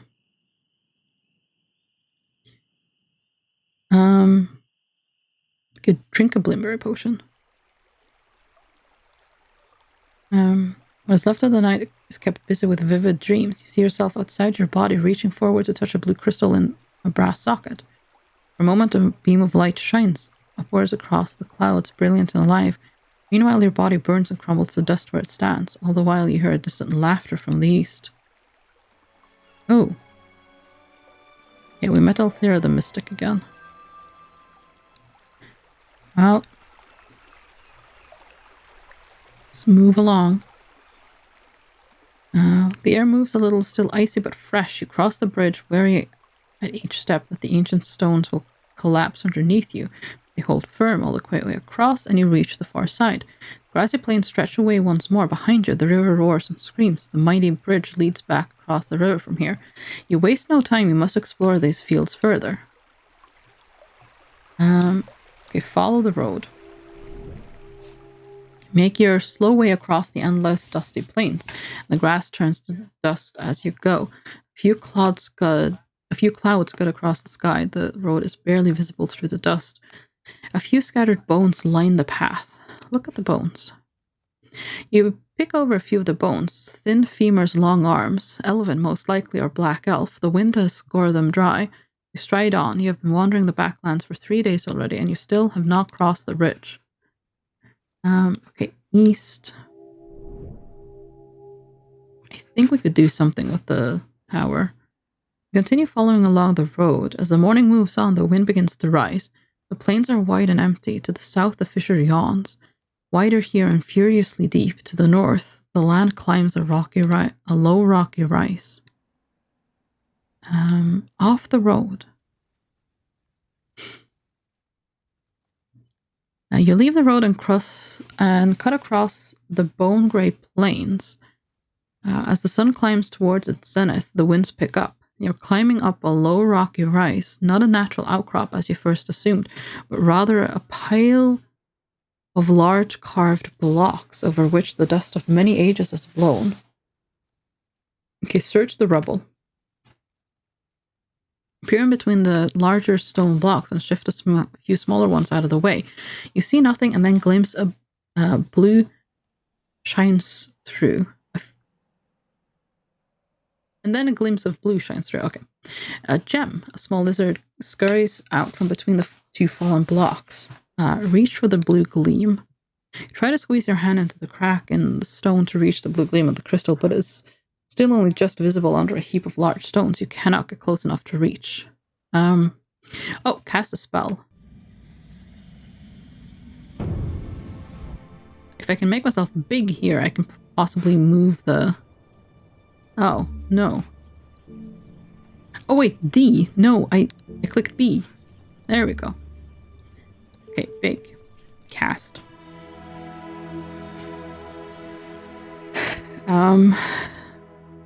Okay, clear the rubble. You set about trying to shift the rubble, but the blocks of stone are so heavy even in giant form you're unable to shift the blocks on your own. Okay, try something else. Look in my pack for something useful. You open your pack and look for something you can use to knock the crystal free. Use my sword, I think. You draw your sword and slip it into the cracks between the stone. The sword manages to reach the blue crystal. You could maybe flick it free, though it might damage the blade if you do. You would do better to find a stick from somewhere. Use the Analan sword instead. Use your older sword rather than risking the broadsword. Slipping it down to the crystal, you nick it a few times on the stone, but eventually the tip touches the gem. You knock the crystal into a gap between the stones where she'll be able to reach it. Okay, take the blue crystal. Gradually, you shrink back down to your normal size. You touch the blue crystal and suddenly you feel yourself ascending. Okay, so we can go back here now. Okay, I remember this part, which is helpful. Okay, so adjust the beam. So now that we have that, we can get all of this. And then touch the blue crystal. And then we move back here. Okay. So that part I actually remembered. So that is going to work out nicely. Check myself over? Oh, okay. Well, anyways, look at the contraption. Okay, open the trapdoor. Pull it again. Okay, give up. I don't think you can actually do that. Tie rope ladder to battlement. There we go. Okay, make a move. Okay, climbing down. Outside. Okay, try the door. Cast a spell. Yeah, there was a spell to unlock a door. I'm fairly certain I remember. Oh, cause depression. No, that sus? No, that's sense danger. Okay, Hap? No. S? No, I clicked, no, stop that. Okay, that's an H. Hot. Let me just burn down the door. Maybe not. Oh, there's nothing for the R. D? Da? Open locks and doors. Okay, yeah, perfect. Da. I want to remember that one. Okay. Wait. Yeah, there we go. Go inside. Okay. Base of the tower. Cast a spell. I think we want to light this up because it was dark. This part I feel like I remember fairly well, so I'm kind of just going through it quickly because I know I can open the door by like fighting the dark vines inside or something. Search the room. Was there anything here? Open it. Oh, right. I remember this. Examine the purple. So that's Blimberry. Perfect. Brown vial. Thick oil. Smell it? Essence of bark. Oh, okay. Good thing you did not try to taste it. Yeah, it's always best to Depicting a serpent. Yellow liquid is thin and sour looking. So, I don't think I want to taste it. I'm going to keep it.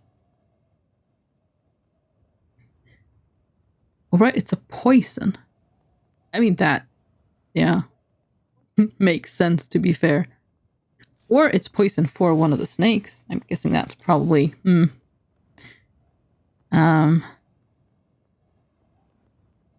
Alright, I remember this. Ooh. Remove my cloak. Remove my boots. Pray for aid. Wipe away the sap. Keep rocking. Okay, falling. Yeah, I remember this. Open the trapdoor. There we go. Okay, so I just want to go to the top. And untie the rope ladder. And then... Oh, actually... I probably do want to... Yeah, I probably do want to... Oh, let me just... Because, yeah, top of the tower. Okay. Yeah, just rewind. Because I do want to... adjust the beam. Oh, that's like a statue or something. Is there anything here that looks like a volcano? Can I reach anything here that looks like a volcano?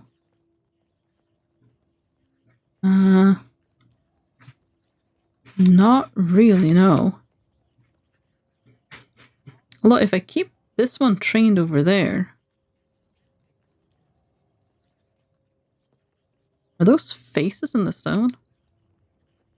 Might need to come back here at some point.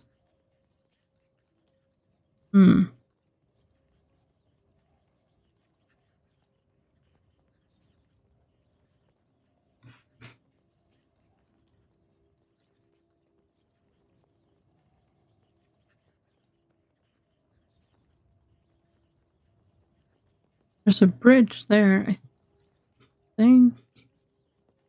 That's as much as I can fix the bridge with this light anyways. Okay, do that and make a move. Okay. Lower level.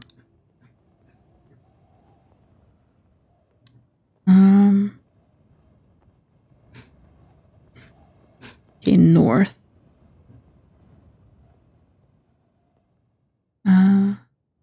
Light from the sun jewel pulses twice and fades. Slowly the sun begins to make its way back down the sky.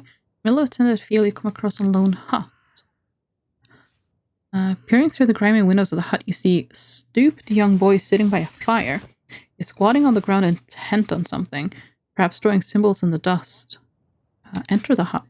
You push the door open. The boy jumps to his feet, grabbing at a crooked stick.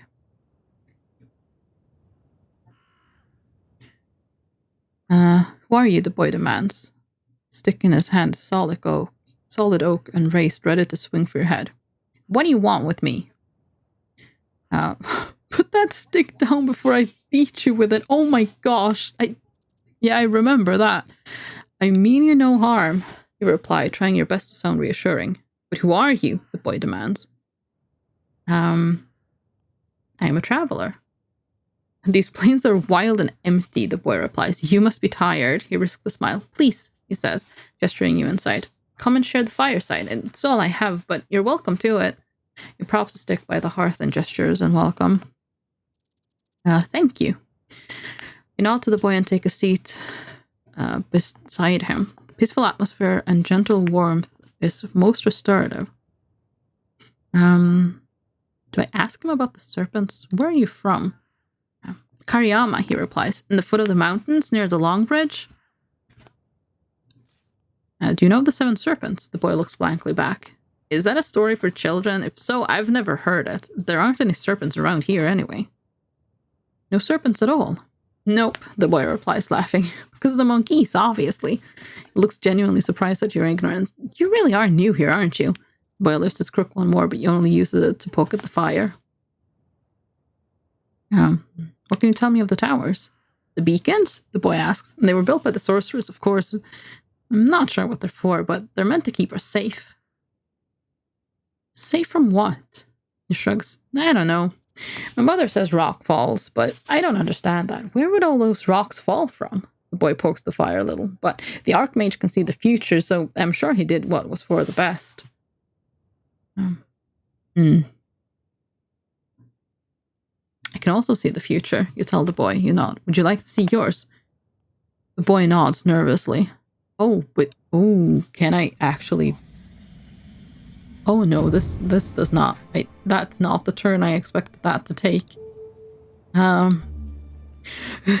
No, that's caused depression. We don't need to make the boy depressed. But I guess you could technically do that. I don't know why you would do that, but you could. Oh, I don't have crystal orb.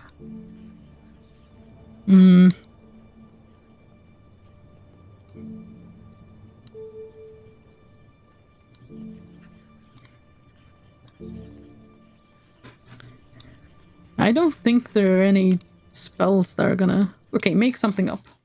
You close your eyes dramatically and make up a story. I see you as an old man with 7 children.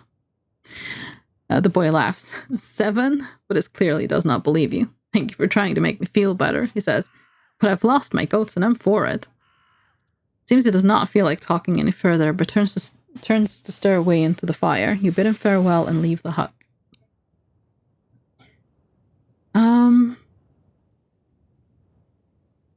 There was something going on over there, wasn't there? The sun is sinking. You walk through wide fields thick with crops. A few goats graze on low hillocks in the land. Watching with beady eyes, this place seems to be rich, far richer than the villages west of Kare. It seems impossible that it could ever become a place as desolate as the Backlands. Okay, move on. Stride through the long swishing grass. Then, from somewhere close at hand, you hear a voice. Someone there. Got any water, have you? Look for the speaker. You turn around on the spot, but there's no one else in sight. The grassy plains stretch endlessly away. Where are you? You call out. I can't see you. Aha! The voice declares. I thought I heard someone. Down here, please. Any food you have, water, anything. Someone very small, perhaps? Hopefully not another damned Minimite. Look in the grass. You hunt through the long grass. Warmer, calls the voice. Getting warmer. Approach the sound.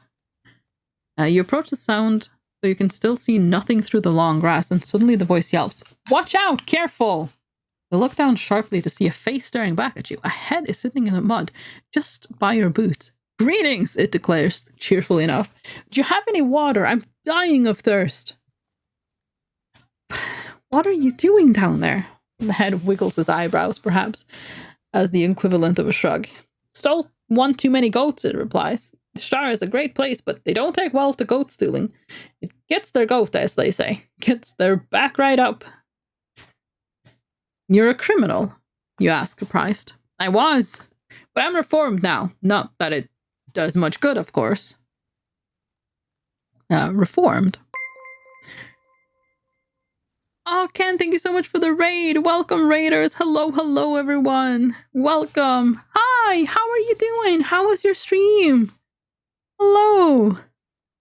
How are ya? Oh, thank you, Wipeout, for shouting Ken out. How's it going?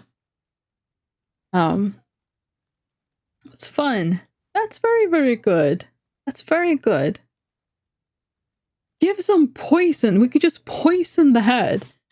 I can get you some. You say cagily. The head cracks like a tapped egg into a smile. Bless you, stranger. You've got a good soul. Well, souls. Oh, poison the head sounds painful. Yeah, I don't think the head would enjoy being poisoned, to be fair. What do I get in return? Head wiggles its eyebrows. All right, the head replies, somewhat annoyed, though I'm not sure what I can do for you. Have you heard of the 7 serpents? Head frowns. I want to lie to you and say yes, it replies eventually, but I won't. I've never heard of any serpents, and 7 sounds like a lot. There's a shiver in his voice as he speaks. What do you know about this place? What? This place? It's a punishment field. I've no idea how many other unfortunates are here. You can't even see them. They quickly learn to be quiet. Why are they quiet? Sounds attract animals, the head replies. Lunch bugs, auto beetles, harpies. Not like we can defend ourselves. Head smiles thinly. Look, I can't keep talking or I'll die of thirst. Okay, well, enough questions. Don't really care to learn. This creature clearly knows nothing of the 7 serpents. I'll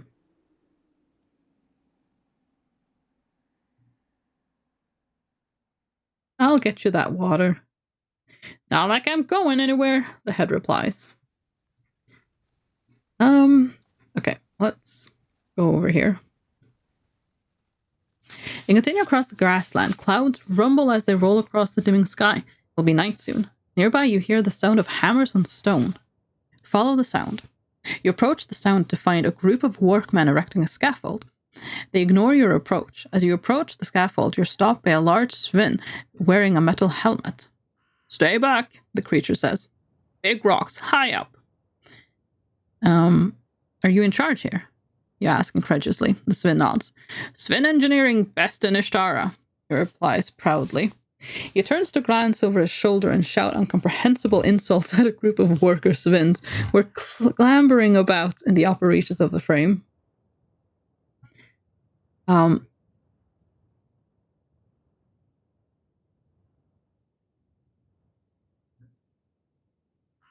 I need to cross the mountains to the east. You tell him. The Svin shrugs. Use the bridge. We built for this. The scaffold sits in a deep pit in the ground, which is being used to hold foundations. What are you building? You ask curiously. The 7th beacons. This one prevent collapsing tidings in the cloud mountains. Also make weather nice.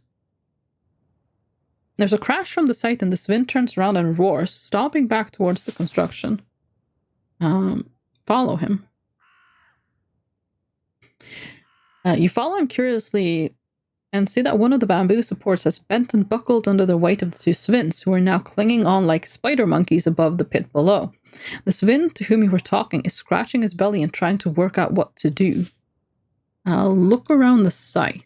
Take advantage of the distraction to walk around the site and poke into the materials they have in their stores. It's mostly, as you might expect, bamboo, hardwood for cutting joists, and various hammers, chisels, and lathes. Lathes? I don't know. If there is to be stonework, that must be arriving later. Behind all of this is a small metal box with a catch on the lid and a gourd of water. Take the gourd. Take the gourd and test the water inside. It seems fresh enough and presumably belongs to one of the workmen. You put it in your pack, remembering the parched head in the fields to the east. Open the box. You squat down and open the box to reveal a small blue crystal. It is currently dark, but looks very similar to the ones you have seen previously on the towers. If I take it, it's probably going to teleport me, isn't it?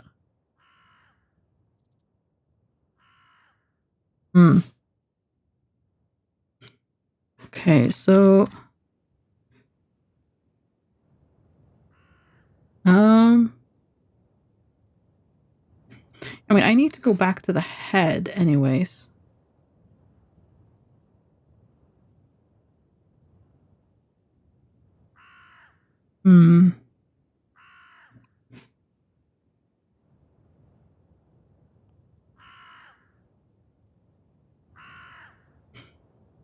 Okay, I don't think I want to take it, because it is probably just going to teleport me. Whatever the jewel is, it is presumably important to the builders. The rest of the materials on the site are uninteresting except for a sharp-edged hewing axe. Oh, take it. No! No, no, no, no, no! No! No, no, no, no, no, no, no, no, no! I clicked wrong. I misclicked. I was going to take it. Okay, Is that the closest I can get? Okay, follow the sound. Go in charge. What are you building? I need to cross the mountains. Follow him. I want that thing. Look around the site. Take the gourd. Look around. Oh, okay. Open the box instead. Leave it.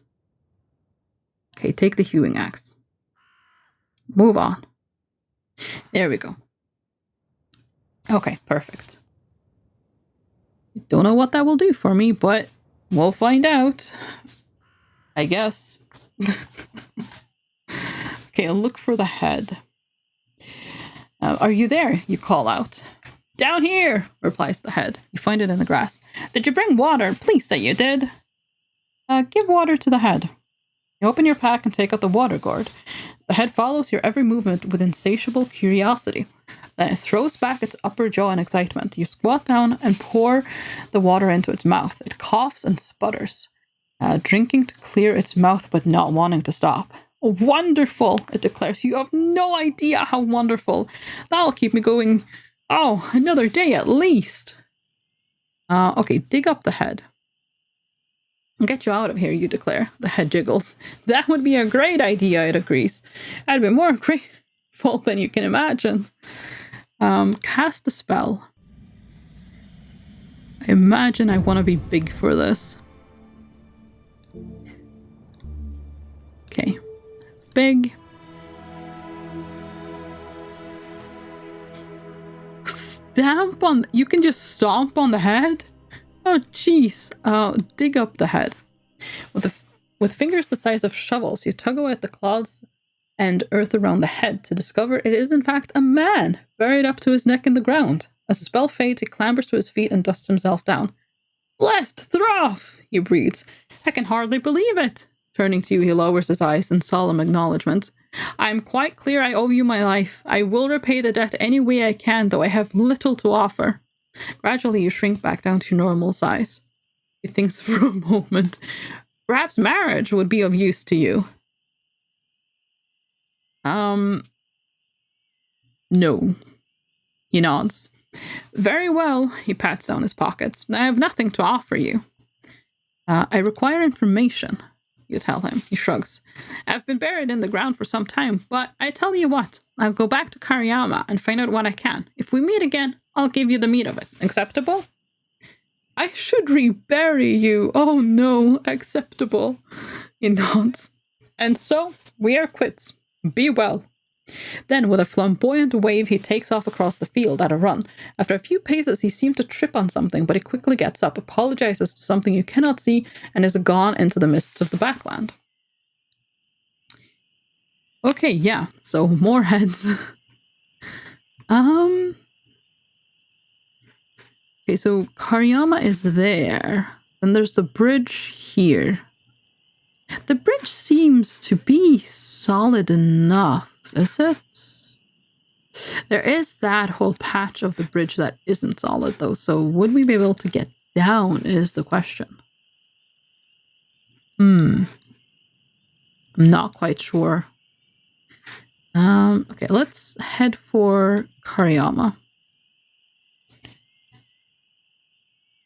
The plains turn to rock and stone, and then another night begins. You should try to find a place to sleep, especially after walking all day without eating. The path traces the border of the Battleback Ridge. You are exposed to the east and vulnerable from above. Sleeping here would be ill-advised. You would be exposed to both elements and animals. You should keep moving. Yeah, keep walking then. You march onwards through the dark. Okay, up here. You pick your way over the rocks to the edge of an old road. The moon sets, more stars appeared. On and on you go, pausing every now and then to scout out the land ahead. And suddenly you stop. Something is moving over the next rise, approaching very fast. Hide. You drop down behind a nearby outcrop and to watch as the shape approaches. It is a small two-legged creature about half your size, but it seems to be approaching at a remarkable rate. Keep hiding. You stay low and out of sight, allowing the creature to approach. As it gets close, you see it is a small gnome-like creature with dark skin and ugly features. Its little legs move at an incredible rate, and it helps itself along the way with a walking stick. Is that in the shape of a snake? Look at the stick. You can't help but notice the stick is carved into the shape of a serpent. Look at the creature. Now, looking at the creature, it's hard to imagine anything could be so ugly. Its features are scrunched up as if drawn on paper. That has since been burned. Oh, jeez. Sounds like a fun game, but I have to go. Have a great day. Thank you very much for the raid again. Have a fantastic rest of your day. Thank you very much. Its hair is matted and filled with bones, some used as ties and others as the remains from creatures who have crawled in it and died. Ooh. Suddenly you wonder to yourself if the creature is friend or foe. Have it whichever way you like, shouts the creature in a squeaky voice coming up right on your hiding place. What do you mean? The gnome smiles. If it's friend, show friendship, and if it's foe, then be gone and get out of my way. And whichever it is, get out from behind that rock. I'll be your friend, you suggest. Very good, the creature replies. Then it narrows its eyes. Now prove it. It holds out a grubby hand, expecting some kind of gift.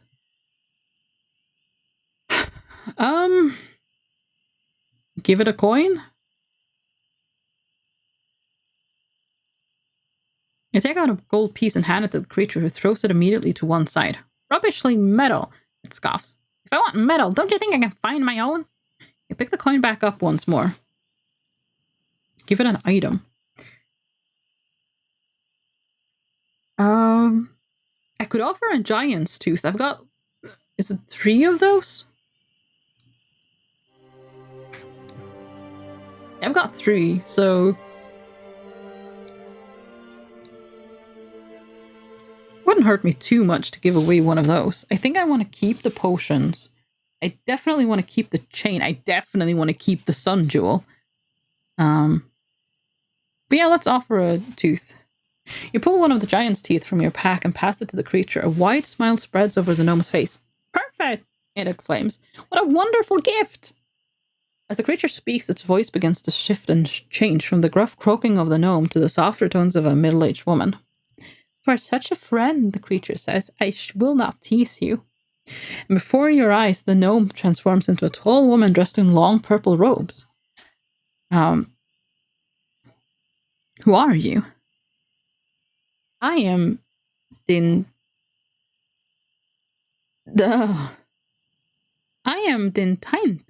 Dintainta of the Steppes. Other call me Sham. She bows to you. Oh, yes. One of the clues.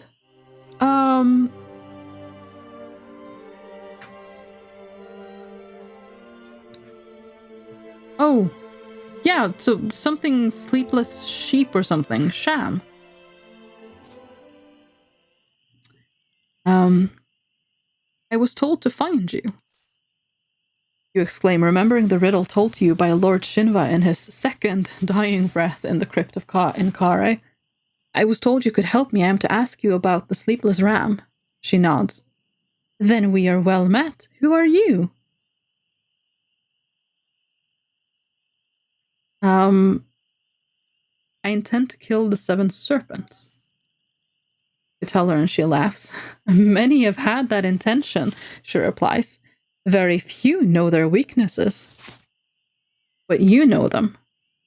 The serpent's weaknesses are the most heavily guarded secrets in whole of Mampang, she replies dramatically before smiling. Of course I know them. Or at least I know of 2. I would be grateful to hear them. I am certain you would, she replies. Know then that the earth serpent must stay in touch with the ground. Secondly, the goddess Throff is the mortal enemy of the earth serpent and can help you defeat him. Oh, but we cannot eat from the larder of Throth. What else do you know?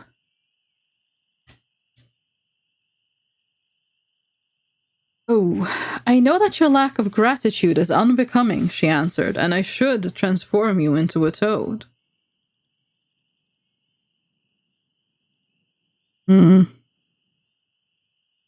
can I find the 7 serpents? You ask. One's gone off to hide in the waters of Lake Ilklala. It means to pick you off as you cross, but it will wait until you are alone. If you travel with the ferryman, you will most likely be safe, she shakes her head. If that's any help, I don't suppose it is. Tell me of the Sleepless Ram, you request. The Sleepless Ram is in Mampang Fortress, a guardian of the Archmage. It is a statue of solid stone, and your skill will be no match for its powers. But it has a simple weakness. Some kind of vulnerability. A soft underbelly, perhaps. Or a single easily blinded eye. Dinhainta laughs. The secret is much more simple, so simple a child could use it. The Sleepless Ram can be sung to sleep. What kind of sorceress are you? You ask. A busy one, she snaps. Why do you waste my time with stupid questions? She turns to leave, begins to weave her spell around herself once more. Thank her. You nod in thanks. One moment, she exclaims. I had forgotten. When I foretold this, I saw something else. But what? It's something you need to give me.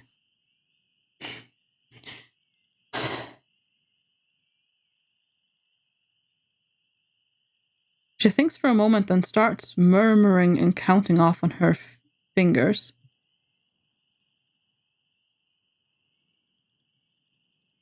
I'm Dintainta, the ram, and Lullaby's weaknesses. Nasty's in Lake Ilklala, given you the staff, left you behind. Wait, stop. She looks up. What did I miss? The staff. Of course! Reaching out, she puts her staff in your hand. Here, a final gift. This is a staff of oak sapling, and it is extremely powerful. And that's that. Everything done. Dintainta becomes an ugly creature once more, and a moment later has whisked herself away across the plains and is gone. I found 3 new clues, and other clues have been updated. Well, that's not bad. Vasily, hello, welcome. How you doing? How's it going? Oh, so... Wait, hang on. Oh yeah, look at that. Okay, so... That's one of the serpents. Oh, that's not scary at all. Okay, right. Where was I? Where am I? Oh, I'm there. Okay. Okay, continue. Oh, right.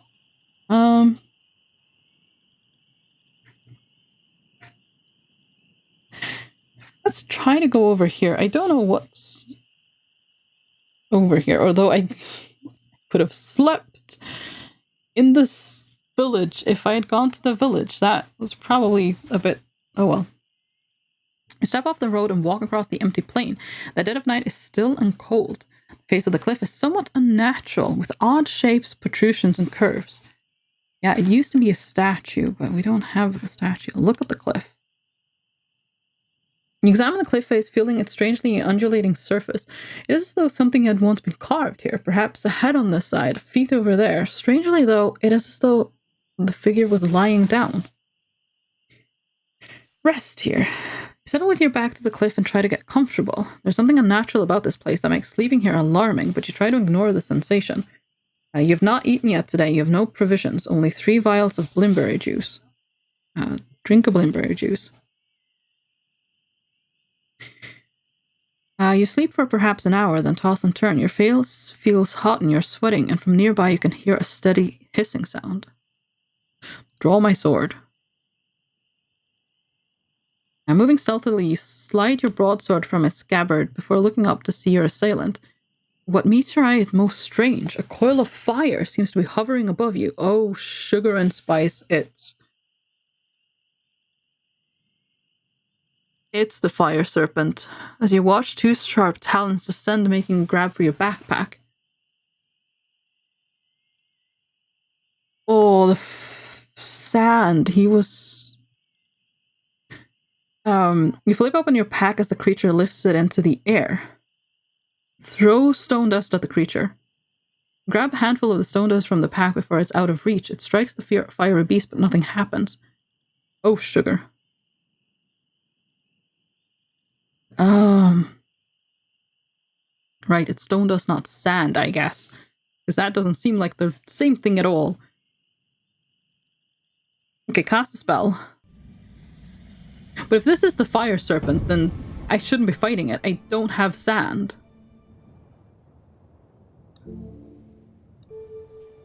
Zob? Does that do anything?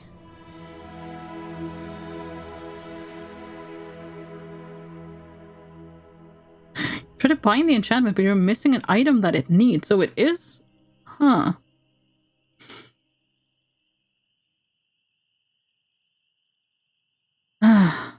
I mean, I need my pack. Grab onto my pack. Oh, sugar and spice. Yeah, it is the fire serpent. I can't fight it. Grab onto your pack as the creature rises up into the air, taking you with it. It curves down to snarl and snap at you, two reptilian eyes burning with fire like hot coals. I am the fire serpent, it declares. And you will die tonight, Annalander. Tug at the pack. You jerk and tug at the strap of the pack, hoping to dislodge it from the creature's grasp. The winged creature twists in midair, trying to shake you loose. The stitching on the pack strap begins to fray. Pull the pack free. You tug at the pack once more sharply and the strap gives out. The pack falls lower with you hanging from it. The strap held between the clumsy talons of the serpent begins to slip. Then, all in a rush, it runs through and you fall to the ground. At least you have your possessions, but where is the serpent? Get up. Get up awkwardly, ankle somewhat twisted. The serpent is not finished with you, however, it circles about. You will burn, it cries. Suddenly the serpent is swooping. You're not chasing it, it is chasing you.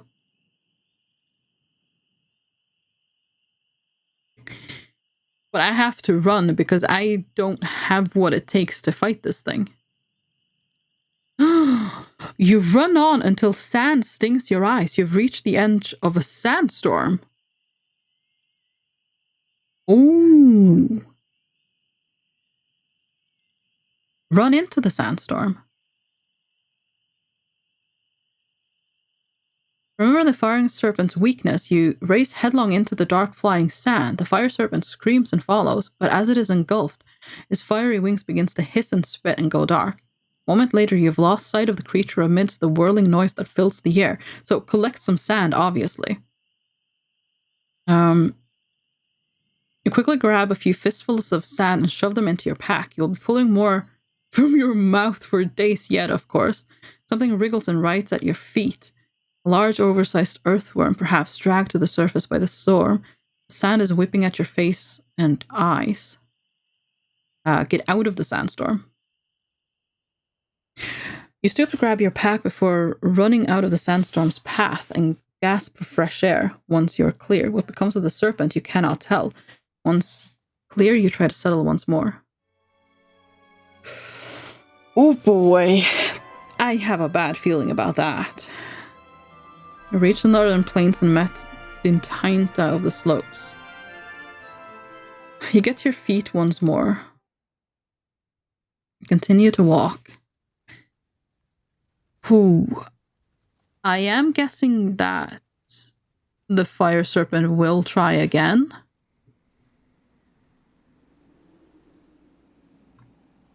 We can't see the fire serpent on. No, because we don't know where it is. We can see that one because we do know where it is.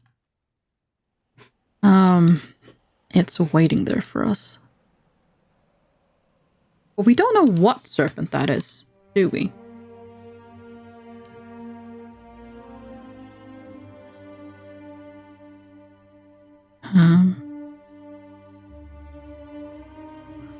Oh, right.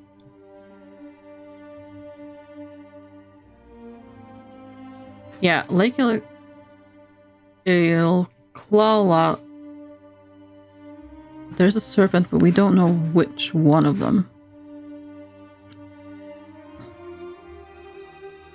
Okay, so basically... Oh, do we need a Gale Horn to take care of the Earth Serpent? Or, I guess, Throff. But we do have to remember... Do not eat from the larger... No, wait, that's Throg, not Throff. Oh. Right. Oh, that's gonna confuse me. Well, that's probably fine.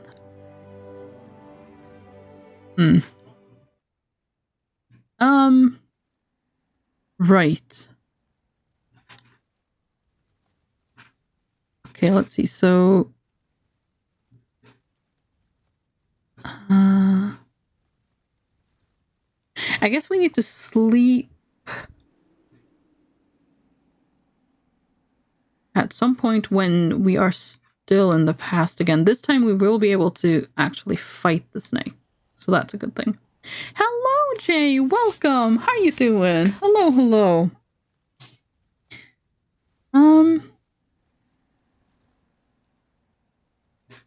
Well,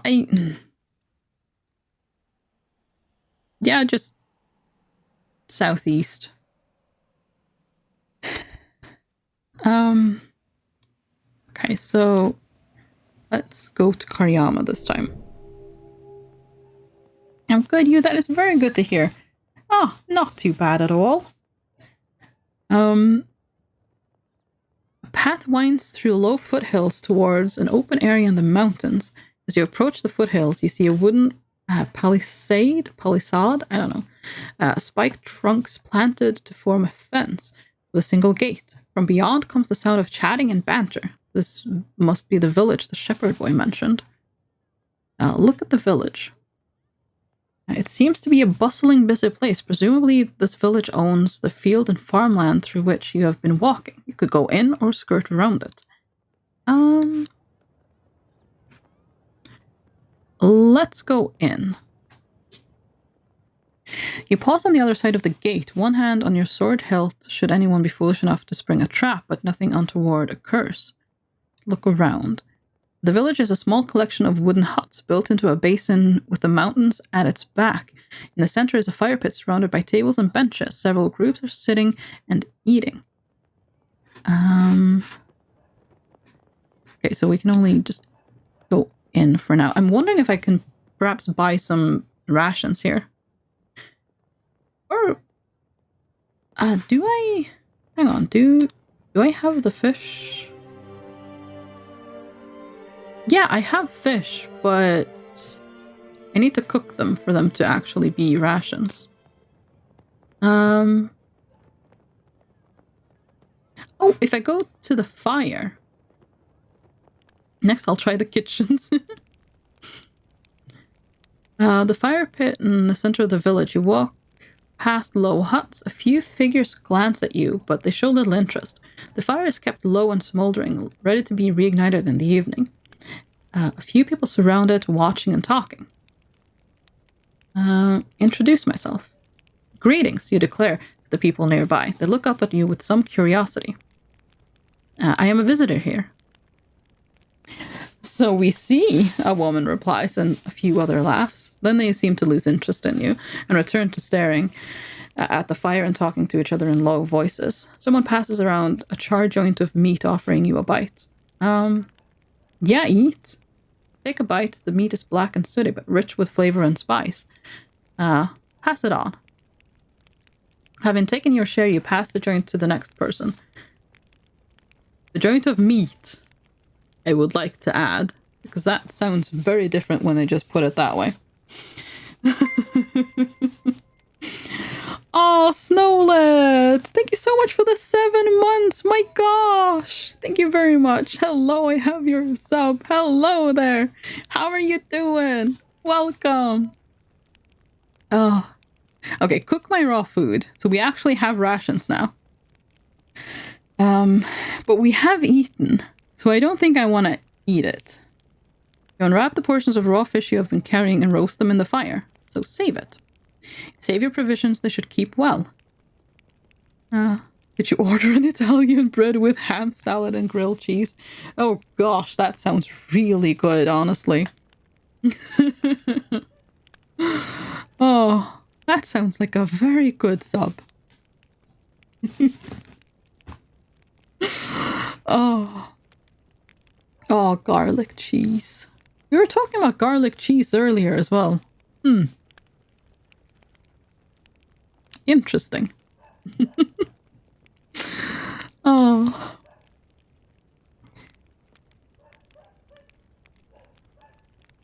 Would it look into the fire? In the base of the smoldering fire pit, there are a few pebbles and some sand. I have sand, yeah? Let me just have a look. So, okay, I've got 2 quantities of sand. I don't know if I'll be able to pick up everything. So since I have sand, I'm going to pick up the pebbles first. And if I can go for the sand afterwards, I will scoop up some sand. You move to reach into the pit and then pause. There's still plenty of heat coming from the fire. Take a pebble.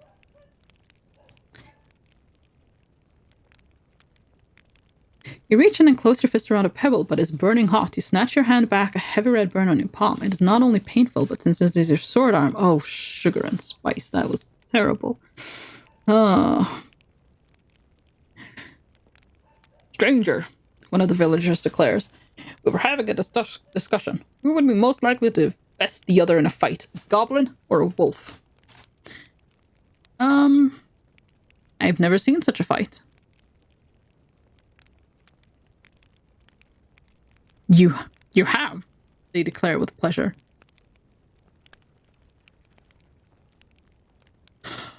Oh, because the werewolves and the goblins in Kare.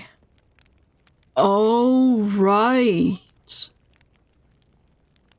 And who was strongest in battle? The wolf, no doubt. A goblin is cunning and sword-wise, declares another. No wolf is a match for a blade. I did not stay to find out. I mean, we didn't. I have no idea who won. I'll be a Twitch no, with that sub. Oh, well, that sounds lovely. A shame, the villagers replied. A missed opportunity on your part, I think. We'll ask the Archmage to deliver one of each, decides the villager with a sigh. In the name of learning and scholarship. Leave them to their talk. Smile, the villagers nod. Okay, leave the fireside. So sad I didn't get to take that pebble. The kitchens or leave? Why don't we try to go to the kitchens? I mean, I've got 2 rations, but more rations would be good. So, one corner of the village is a cook's hut. Inside, a lady is stirring a deep cauldron. She looks up and nods at you through the doorway. The rising winds pull at your hair and cloak. Let's go inside. You step inside. Greet the cook. Greetings, you declare. You're welcome, the chef replies. If there's something you want, if you don't want anything, there's the door. Right. Okay. Chef goes over to a shelf to collect some herbs from a jar. We'll look into the cauldron. You look into the cauldron the cook is stirring. Meat broth, the cook says. But if it looks like there isn't any meat, that's because it's not a cat. I don't understand. You frown and shake your head. I don't understand. Snatter cats are invisible, she explains. Or at least, when they have their eyes closed, they are. And since some close their eyes when they die, you can end up with invisible meat. Everyone says it tastes nicer than the visible kind. I'm not so sure. It's certainly harder to cook, right? The lady pours a little oil into the soup from a flask above the cauldron. Ask about the village. What can you tell me of this village, you ask? The chef shrugs. This is Kariyama, the main village in the fields of Ishtara. Where are you from, if you do not know that already? I am stupid. I love that that's just an option. I am stupid. From far away, you reply. She nods. Then you are most likely very hungry, she declares with pleasure. Oh, no, wait. This is Throff, not Throg. Throg was bad. Throff is just a god. A thin smell of smoke wafts into the tent. Oh, by Throff! The cook curses and disappears through a flap in the back. For a moment, you are alone. Take the flask of oil. Remembering what you learned of the water serpent's weakness, you grab the flask of oil from the shelf and slip it into your pack. When she returns a moment later, she does not notice. She is red-faced. There's a smell of smoke above her about her clothes. We can't afford to waste any meat, she says. That could have been most difficult. I had to bat out the fire with my skirt. Buy some broth. You ask how much the broth will be. The cook tips her head. The butcher's just been, she replies. There's plenty to go around. It's got 5 gold pieces for a broth. I mean... You know what? I took her oil. I'll buy the broth. Buy some broth. You hand over your coins and receive a bowl of thick broth in return. In particular, it contains what looks like largish bubbles, which you presume to be the snatacat meat she mentioned. Eat a bubble. You spoon up one of the hunks of invisible meat. It is chewy and rich. You quickly wolf down the rest of the soup. It's warm and nutritious. There's nothing more of interest here. You nod to the chef, then turn and leave the hut. The sun continues to climb the steep sky. Okay, well, now we leave, because we have stolen, and now we go. You head past the kitchens to the south gate and the rising path towards the nearby mountaintop.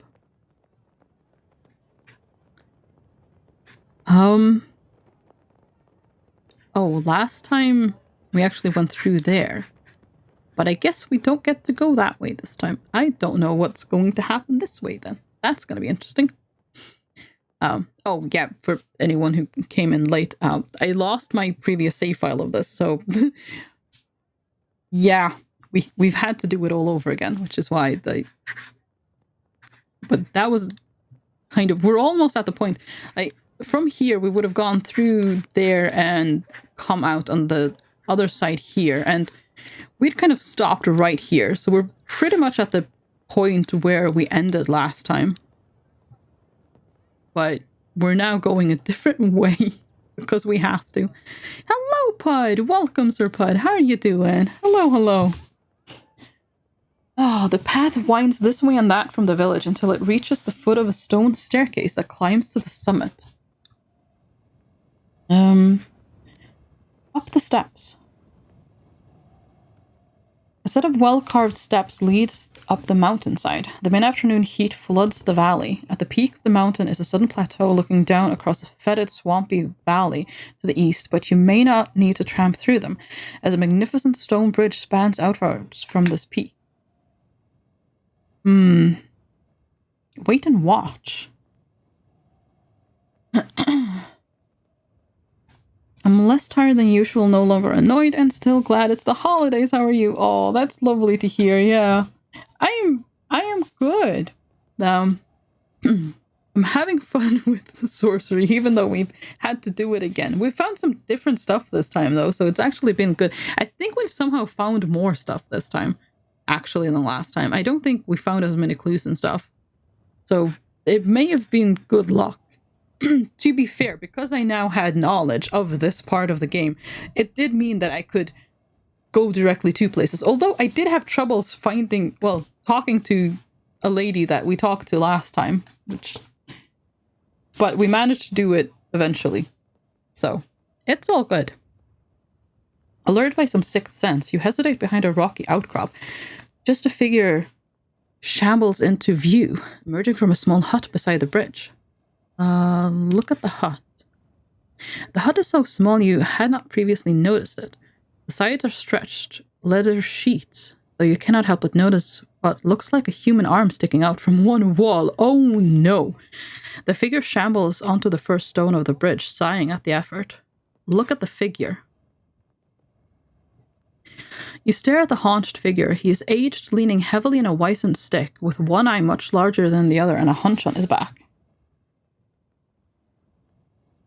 I don't think I want to announce myself if there's literally a human arm in his wall. That doesn't seem like a good thing. Wait for him to cross. Wait for the crooked man to limp away across the bridge, but he stops again as though unable to walk any further. He turns and props himself up on his stick. Yeah,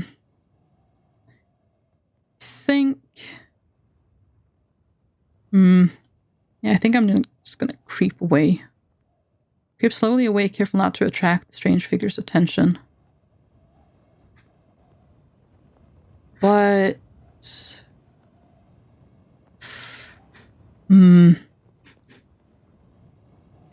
Okay, maybe I can go through the village and go to the other side of the village, maybe. I don't know, that guy creeped me out. I think that... I don't know if we should... Yeah. Climb down the winding steps once more, away from the foot of the bridge and its strange keeper. Stairs grow firmer and better carved as you descend.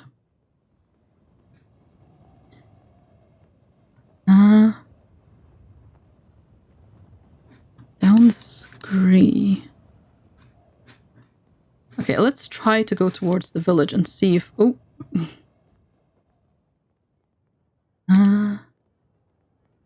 We could skirt, but I want to see if I can... Okay, go back into the village. We just left here, but...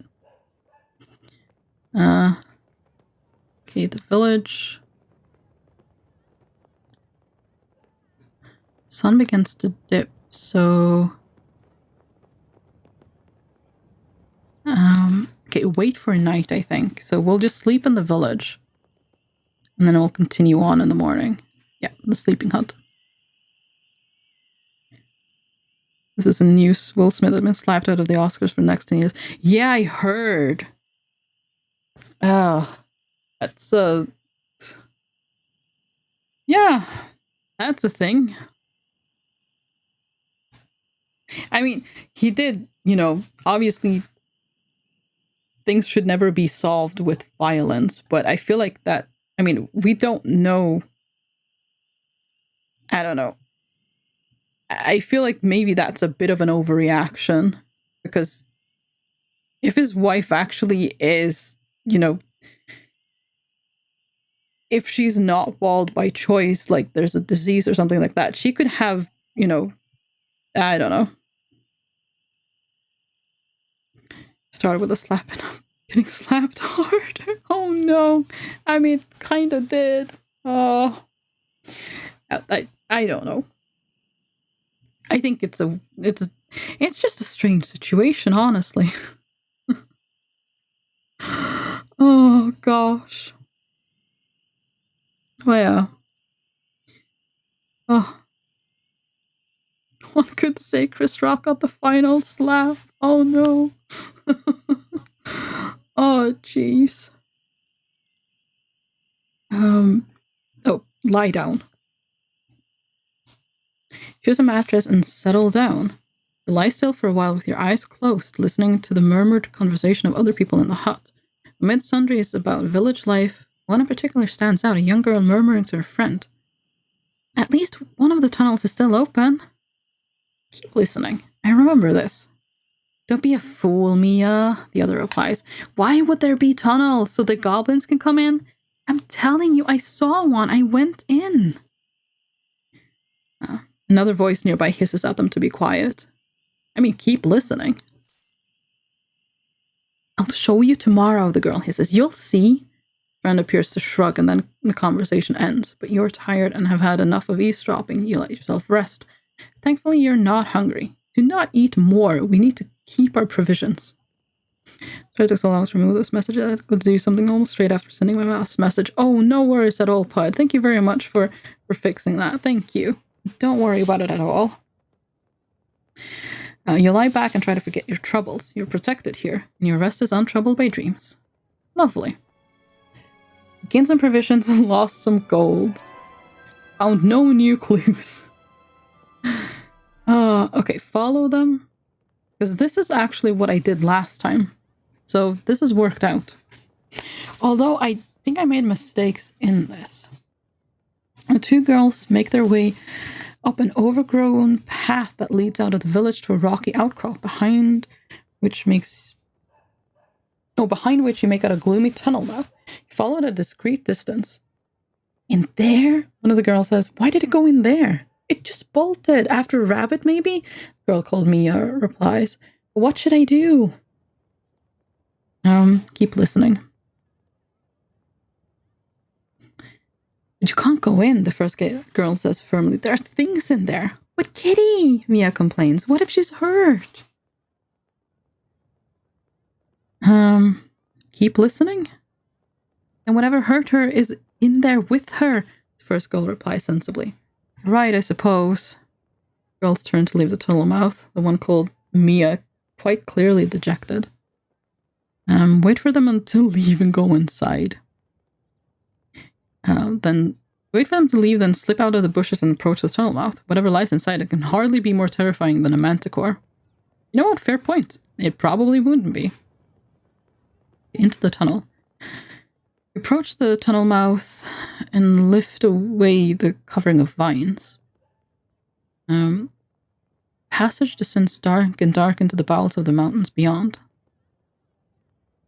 Strike a light? Okay, do something else. Jeez, do not burn the... Okay, go inside. The mountains overhead create an imposing sight. You walk as though in an ancient tomb. Even the air smells musty and old. But there is a breeze on your hand. Does that mean there's a way through? Probably. Can we... Okay, I can't... I mean, spell? Cast a spell, yeah. There we go. Oh. This deep below the mountain, the presence of starlight cannot reach you. You're powerless. Oh, fantastic. Okay, look at the tunnel walls. Oh, darkness is absolute. Okay. Keep walking. You stumble onward, squinting in the gloom. The tunnel winds on a steady course. Occasional branches that lead to dead ends. It becomes clear this is not a natural cavern. The wooden pillars line the wall, creaking under a weight of stone. Press on. Slowly move forward through the darkness. Deeper down. Be careful not to lean on the pillar. You keep one hand on the wall to your left and allow it to guide you. Then your foot strikes something hard. Not a rock. A length of metal, perhaps. Reach down for it. You reach down and feel for the object. A long metal spike with a wooden pole at its center. A pickaxe. Someone's been mining down here. If you step further on, you collide with a wooden wall that reaches from knee height to neck height. It appears to be on wheels. A minecart, then. Feel inside the cart. You reach over and into the cart, hoping to find some treasure of valuable metal, but it is empty. There's not even any discarded rock. Push the cart? Push at the cart, but it must have been here for an age. It moves an inch, and then the wheels stick fast. A squeal of rusted iron echoes in the chamber like a scream. Ooh, that's unpleasant to the ears, I would assume. You inch on through the darkness, moving more cautiously now. Okay, along the tunnel. Make your way slowly through the dark. Soon your hand feels nothing but air. Side passage. Ooh, right, yes. So, I remember doing this, and I think I did something wrong. Okay, pray for protection, just in case. Close your eyes and raise a prayer to the gorilla. Nothing happens. Have you been forgotten in the dark? But as your light adjusts, you notice something dimly glowing at the end of the side passage. Move towards the glowing object. You edge down the passage, your footsteps muffled by thick sand. I don't remember what I did here, though, is a problem. You trip over more abandoned and broken tools. Then you're close enough to see a curved golden object pointing from a pile of rubble. And this is the source of the light, which is pulsing softly. Beside the pile of rubble are two large shapes that look like jars. Get a closer look at the artifact. You edge around the jars as you try to get closer to the artifact. It is a horn. The dim glow makes the rest of the cavern dark, and you trip and stumble as you approach. Whatever it is, it's clear it's infused with magic and must be quite valuable, but it seems to have only been halfway freed from the rock. The wall feels smoother in places, like you're feeling a built wall instead of a tunnel. The ground here also feels different. Grab the horn. You grab the part of the horn that protrudes from the back of the wall and yank it. You haul a little harder and it comes free suddenly, sending you sprawling back across the sandy floor. Sit up. You put out one hand to prop yourself up and knock over one of the clay jars on the ground. Sand pours out, but not ordinary sand. It rises in a cloud, whipping around the cavern, tripping you to the ground. Scramble back. You scramble backwards across the ground, trying to get away, and as the sand forms into a whirlpool-like shape, two deep black vortices appear in its sides and roam queasily along the surface until they reach the top. There they swivel, widen, and seem to focus on you. Look about for something to use. You know what? Just run. Surely a pickaxe cannot harm this thing. You turn, intending to run, and the creature follows you. The vortex passes the discarded pickaxe and gathers it up until handle and head swirling around inside its body at a violent speed before being smashed to pieces and spraying in all directions. The sand vortex is very close now. It is cornering you against a pillar. Looking around wildly in the dark, you can't think of anything. You take a few steps back and feel hard stone at your back. The creature expands. Is this how it ends? Shield yourself. You cover your head, expecting the fatal blow, but before the creature can strike, the tunnel rumbles with holy vengeance. Rocks crash down from the ceiling, burying it. You've been saved by the gorilla, but the rumble is still there. Few more boulders crash, narrowly missing you. The tunnel is collapsing with you in it. Run! You dodge aside as rocks crash down around you. The creature is close behind, but the ceiling caves in at your heels, burying it. In your haste, you trip on a broken cart and the glowing horn goes flying. It lands nearby, but the tunnel is still rumbling. Grab it. You leap toward the horn, landing on your knees. You reach out, but not. Well, I wonder if there is a way to actually get that horn. I feel like this is exactly what I did last time.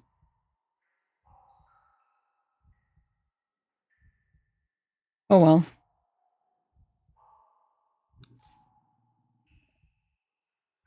You wince as the ceiling crashes down, missing you by inches. Dust settles and you can't hear anything. There's no turning back now. You're trapped in the dark.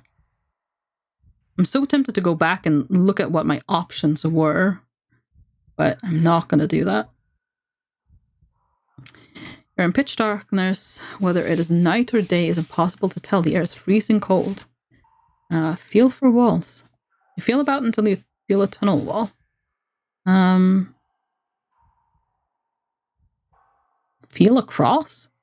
Thick with damp and sharp edges, the rock walls seem to lead in two directions. Follow the rough stone wall, stumbling and tripping until you come to a blockage.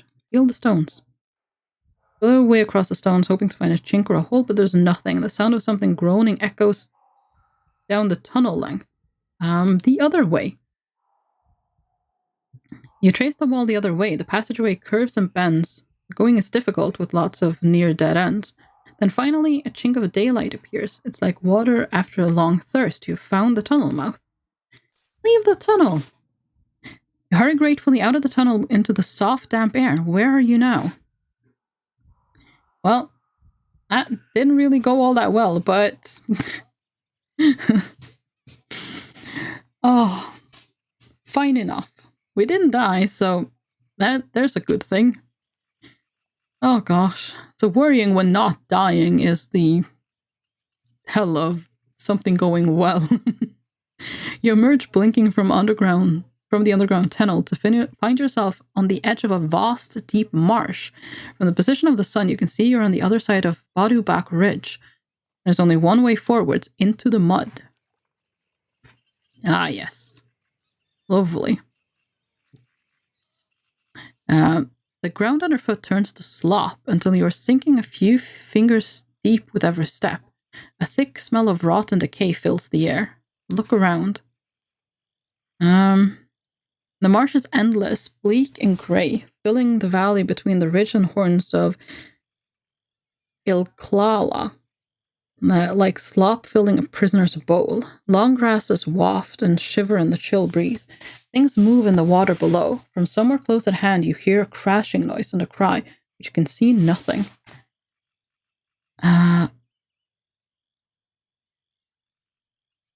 Test the marsh with my sword. You draw your sword and spike the ground on either side. Some areas are quite shallow, but others seem to sink a good depth down. The ground here is treacherous. Keep walking. You keep up your pace, hoping the ground will grow firmer further on.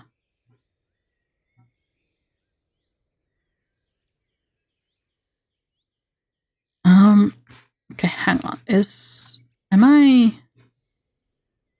Okay, I am now not in the past anymore. I've left the past. Okay. Okay.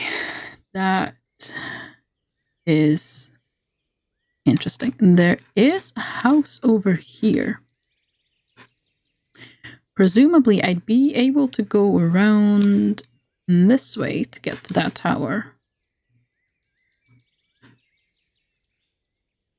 So we could possibly see who lives over there. Okay, if we look at the clues. Sorceress Bria but lives in the old volcano. We haven't really seen anything that looks like a volcano. There's a tower there as well. And one over there. And one here. Wait, so the one that they're building over here was mentioned to be the 7th tower. So we've got 2, 3, 4, 5, 6. Yeah, okay, 7. So those are the towers. Okay, gotcha. Okie dokie. Yeah, let's keep moving. You wade through the marsh, which changes to firmer earth beneath your feet. Trees grow up around you, and suddenly you find yourself in the forest once more. The sun is hot now. Foul smells rise from the brackish pools. The trees loom around you, twisted and old. There were forests in the Shamatanti Hills, but nothing in comparison to this. The forest is ancient. The forest of Snada is ancient, and it is a maze. There are no roads through it, only twisted paths and dead ends. But who knows what secrets it may hide? The forest is beautiful in its own way. Water drips down from the leaves and along twisted vines. Birds flutter through the bracken-like canopy. Everything is moist and damp. The path is winding and frequently disappears. Perhaps it has been made by animals and not by people. I'll look into the trees. You look into the distance between the trees, but can make out nothing between the thick trunk and tangled brushes. Climb a tree for a view. You find a suitable-looking tree close at hand and swing yourself onto the lower branch. From there, it is a reasonably straightforward climb up into the canopy. You reach the top of the tree, but there is no view. From here, you can see nothing but more trees, stretching away into the distance. The only exception is to the south, where an enormous broken stone arch rises dizzying heights into the air. There's little else to be done up here. Well, climb back down then. Oh no. You make your way carefully back down to the ground, but halfway down, one of the branches cracks under your way. I feel like I did this last time as well. Why could I not have memory of this happening so I wouldn't climb the tree? Do I cling on? You cling onto the branch overhead as your foothold disappears. For a moment, you're dangling free. Swing to a branch. Moving like a monkey, you swing backwards and forwards until you have enough enough arc to try and catch another branch with your feet. You hook yourself into position and then move one of your hands closer until you're steadily placed once more. Gather my breath. Take a moment to gather your breath. In the pause, the branch underneath you breaks and you fall. Okay, right. Well, here we go. Need to head off now, so have fun doing sorcery. I might be back before the end of the stream, but it's unlikely, so bye for now. Goodbye, Pud. Thank you so much for stopping by. I hope you have a fantastic rest of your day. You hit the ground with a thump, but the earth is soft. You're fortunately unhurt. Near the foot of the tree is a broken branch and slightly bruised bomba fruit. Take the fruit. Bomba fruit are particularly nutritious, and this one is in good shape despite its fall. You pick it up and put it in your pack. South of here lie the Claddaback Steppes. We did go south last time, but I don't know if I saw that hut last time. And I don't think that if we go this way, we'll have to go over there. So I think we can still go this way. I just go around this way, so we're not going to go south this time. You walk on between the trees. The afternoon is starting to draw on. The smell of rotting leaf mulch fills your nostrils. The pile of boulders here is topped by a patch of yellow moss, much like the one you tried earlier. Gather the moss. Gather up a handful of moss. It's much like the last bunch you ate. Chew it. We know that stashing it won't do anything. So we have now eaten for the day. That is good. We'll still have 3 rations. You chew through the moss, feeling much better for it. You stride forwards. Okay, keep heading east. You follow what might be a path and might be an old river through the trees of the forest. The wind picks up as the evening draws on. You emerge from the trees into a clearing by a low hill. This is an exposed place. You would be unwise to stay along. Oh. See what else it is? That's a circle. Circles are not good. Okay, right. Skirt the hill. Skirt around the north side of the hillock. There's something quite artificial about its shape. Its sides are almost perfectly smooth. Look around the hillock. There's definitely something strange about this hill. You decide to make a full circuit to see what you can find. As you pass the southeast of the hillock, you come across an incongruous wooden doorway set into the curvature of the hill. Look at the door. Step over to the doorway to examine it more closely. Did you look up Coffee Talk? I did, yeah, it looks like a very sweet game. Okay, the door. I love that game, so relaxing. It does look very relaxing, yeah. It really, really does. And it has very good reviews as well.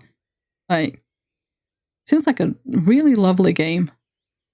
The door is made of heavy wood, carved with various runes and symbols in a language you do not know. Comes in it with built-in lo-fi too. Oh, that's wonderful, yeah. It's just made to be relaxing. Oh, I was hoping for sus. What are my... I can create an explosion, but maybe not. Wait, Heck. Can't really do that. Zap. Oh, lightning. No, that's not gonna help me. I can unlock it. Okay, sure, do that. Craft the spell and the door swings open, revealing a dark passage beyond. I mean, it's probably not a good idea to go inside because circles are bad, and this is very definitely clearly a circle.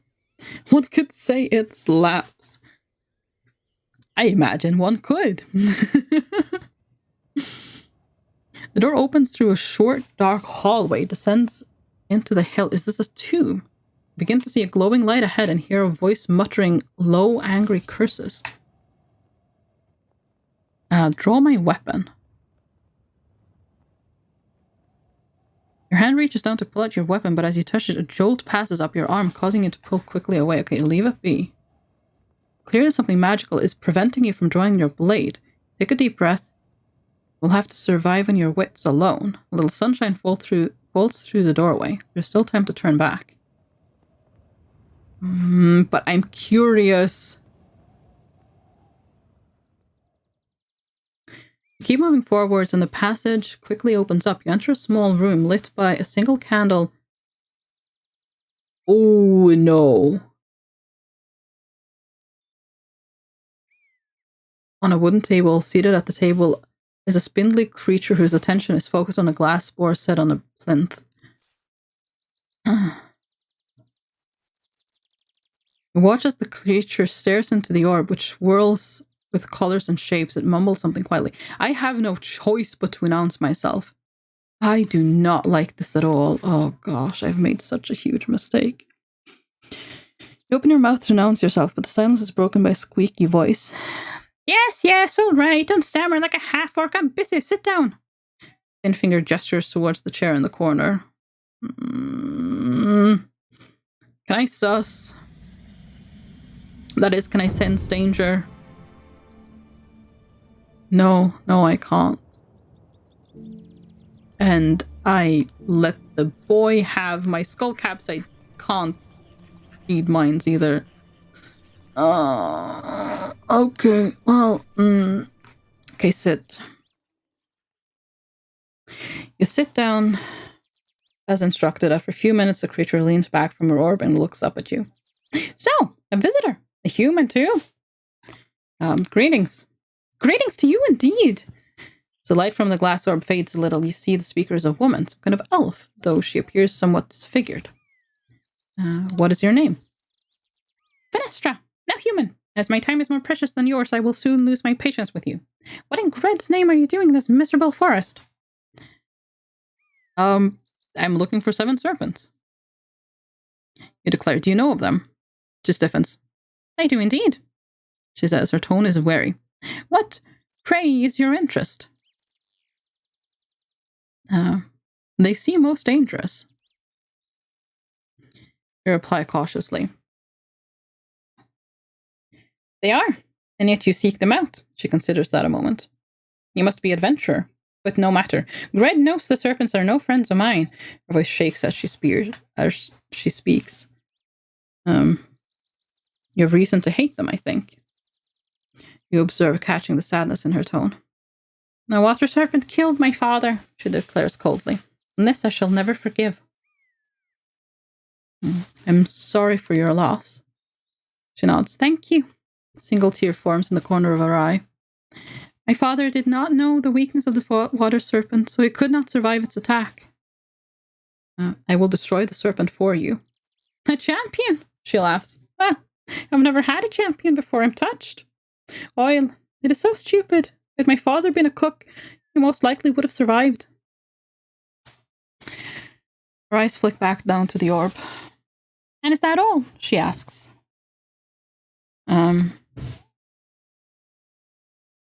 What are the weaknesses of the other serpents? You ask. Here's what I know, she replies.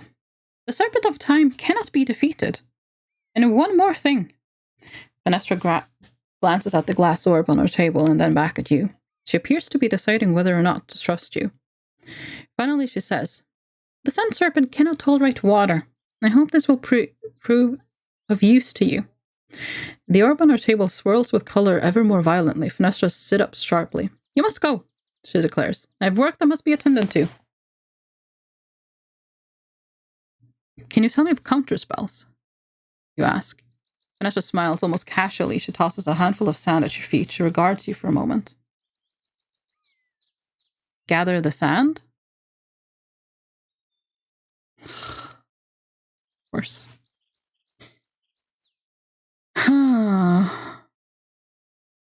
Sand at your boots begins to swirl with a narrow circle, growing faster and faster. You feel a terrible force sucking you downwards onto the ground. Fenestra cackles suddenly with glee. Oh, I should have just left. Yeah, plead for mercy.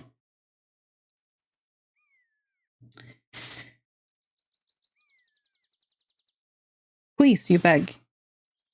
As your heels disappear into the ground and you feel the sticky mud closing around your shins, have mercy. Fenestra laughs. Up to your thighs now and sinking faster and faster. Fenestra peers at you contemptuously. Are you even going to try and protect yourself?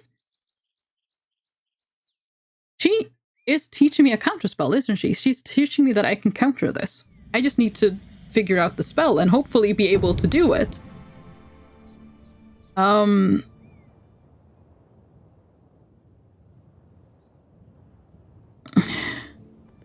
have nothing there. Fog, no. I doubt fog, is it? Not. Oh, sun. That's probably not gonna do it. Sus? No. Oh, wait.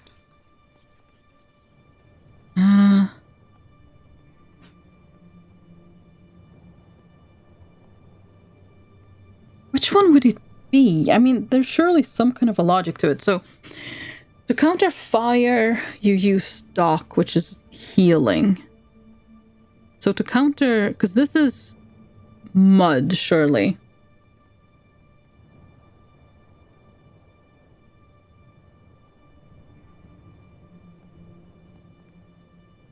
Could it be force field? And either way, maybe that'll help me survive.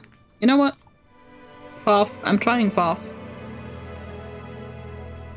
You cast a spell forming a shimmering force field around your body. You should be protected from all but the most serious injury now.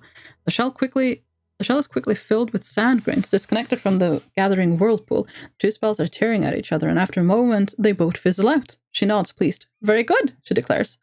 The spell of the whirlpool is negated by that of the force field. She points to the door. Now go! You've learned a new counterspell, and I can just attack her. You know what? This has been a circle, but she has been quite nice, honestly, all in all. I'm just gonna leave, yeah. That was... I didn't even expect to meet anyone there. But okay, that wasn't actually too bad. For a circle, that was pretty good. You're back in the sunshine of the clearing. You have a sense that things are watching you from the trees. Time to move on. Right, I am not in the past right now. A white track leads away from the door into the trees.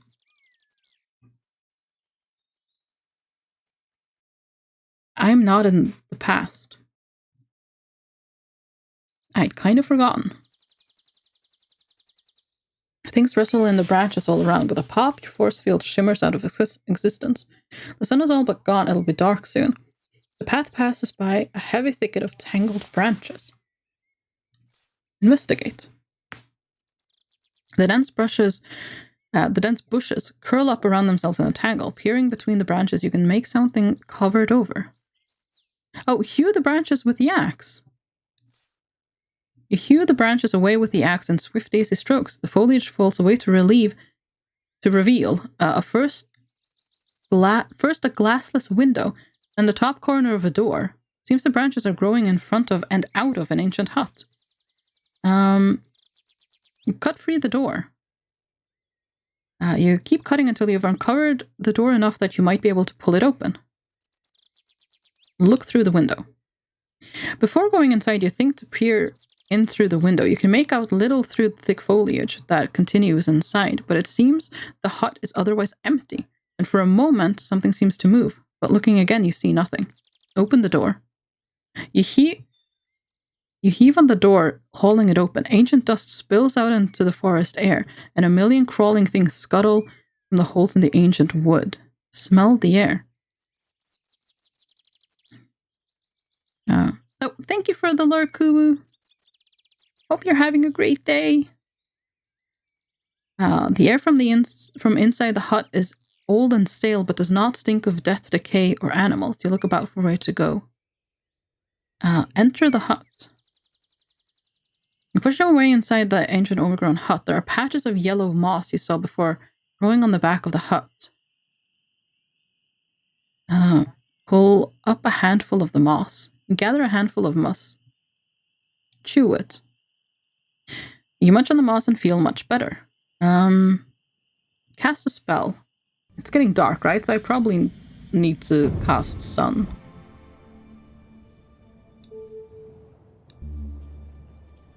I can also cast Sus. I'm gonna cast Sun. Reaching up to the stars, you create the magic, and the sun jewel in your pack begins to emit a brilliant, blinding light. Look around. In the thin sunlight through the windows of the hut, you can make out writing on the far wall. This is the house Elise built, and in its doorway blood was spilt. That blood has dried and gone, and poor Elise is still alone. Oh. Look at the doorway. Looking at the doorway, you see a dark shadow of a bloodstain wiped carefully around the sill like a ward against an evil spirit. Not that such magic works, of course. Only true magic comes from the stars, at least that's what they told you. There are a few more things scratched into the wood. Look at the scratches on the door. Look at the scratched marks. They're hard to comprehend precisely. One appears to depict a person in a circular bubble floating harmlessly above a raging tornado or a whirlpool. Another shows a fiery ball, perhaps the sun, perhaps not, being drenched by a fist squeezing what looks like a handful of berries. Oh, that's basically telling you the... we already know the fire and healing one. So basically, if you know that if you hadn't gone to, if you bypassed the house with the witch whose name I cannot remember, this also tells you that Tornado Whirlpool, if you use Foff, it's the counter spell. Okay, search the corners of the hut. Looking into the dim corners of the hut, you uncover an old vial of water. As you lift it to the light, it gives off a very faint shine. In your mind, you can feel the gorilla's gentle voice. The water in this vial is blessed to the god of red. Wait.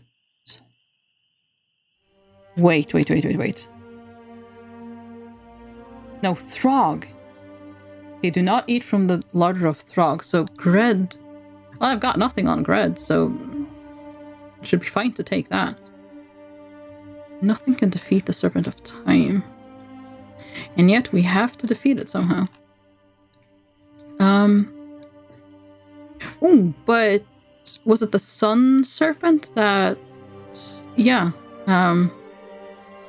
Vulnerable to water, so if we keep this vial of water for the Sun Snake. Yeah. Keep it. Place the vial of holy water into your pack. A lucky find. I'm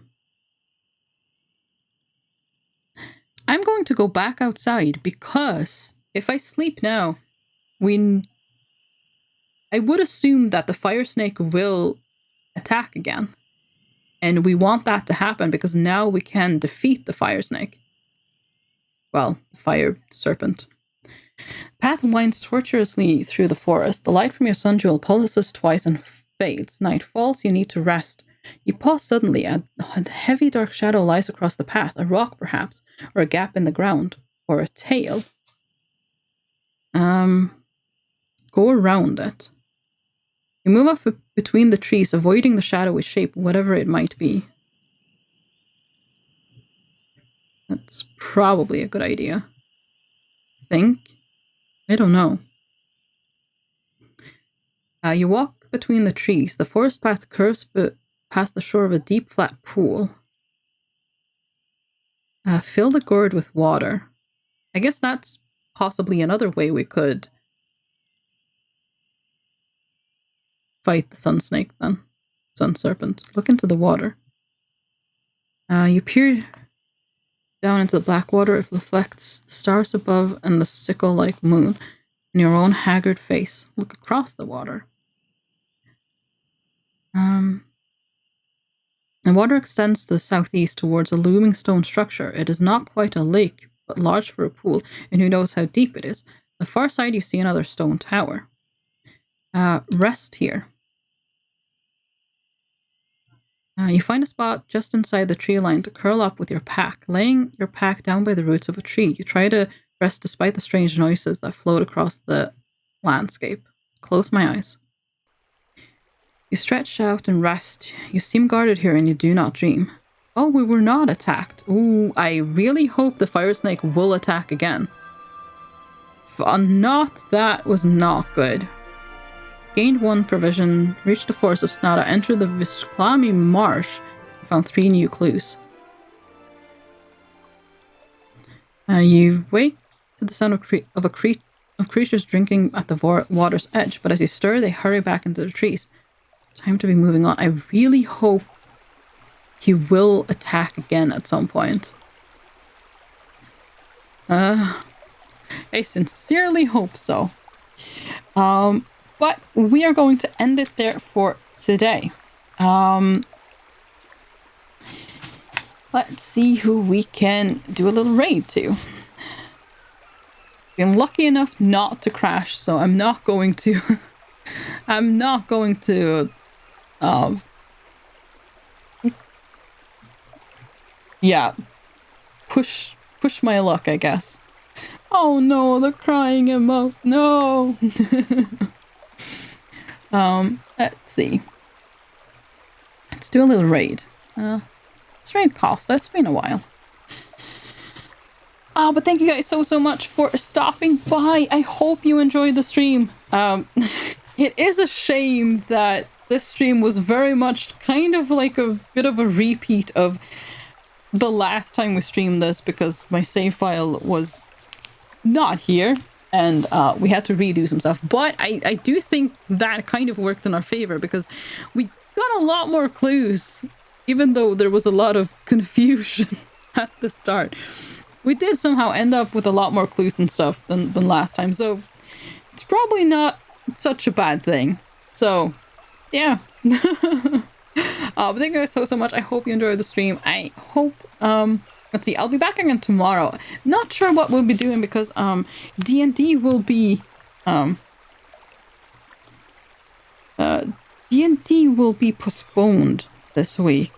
So we'll have a look at what happens. Yeah, thank you guys so much. I hope you have a fantastic rest of your day, evening, or night. And if not tomorrow, then I hope to see you soon. Bye-bye for now. Bye. Goodbye.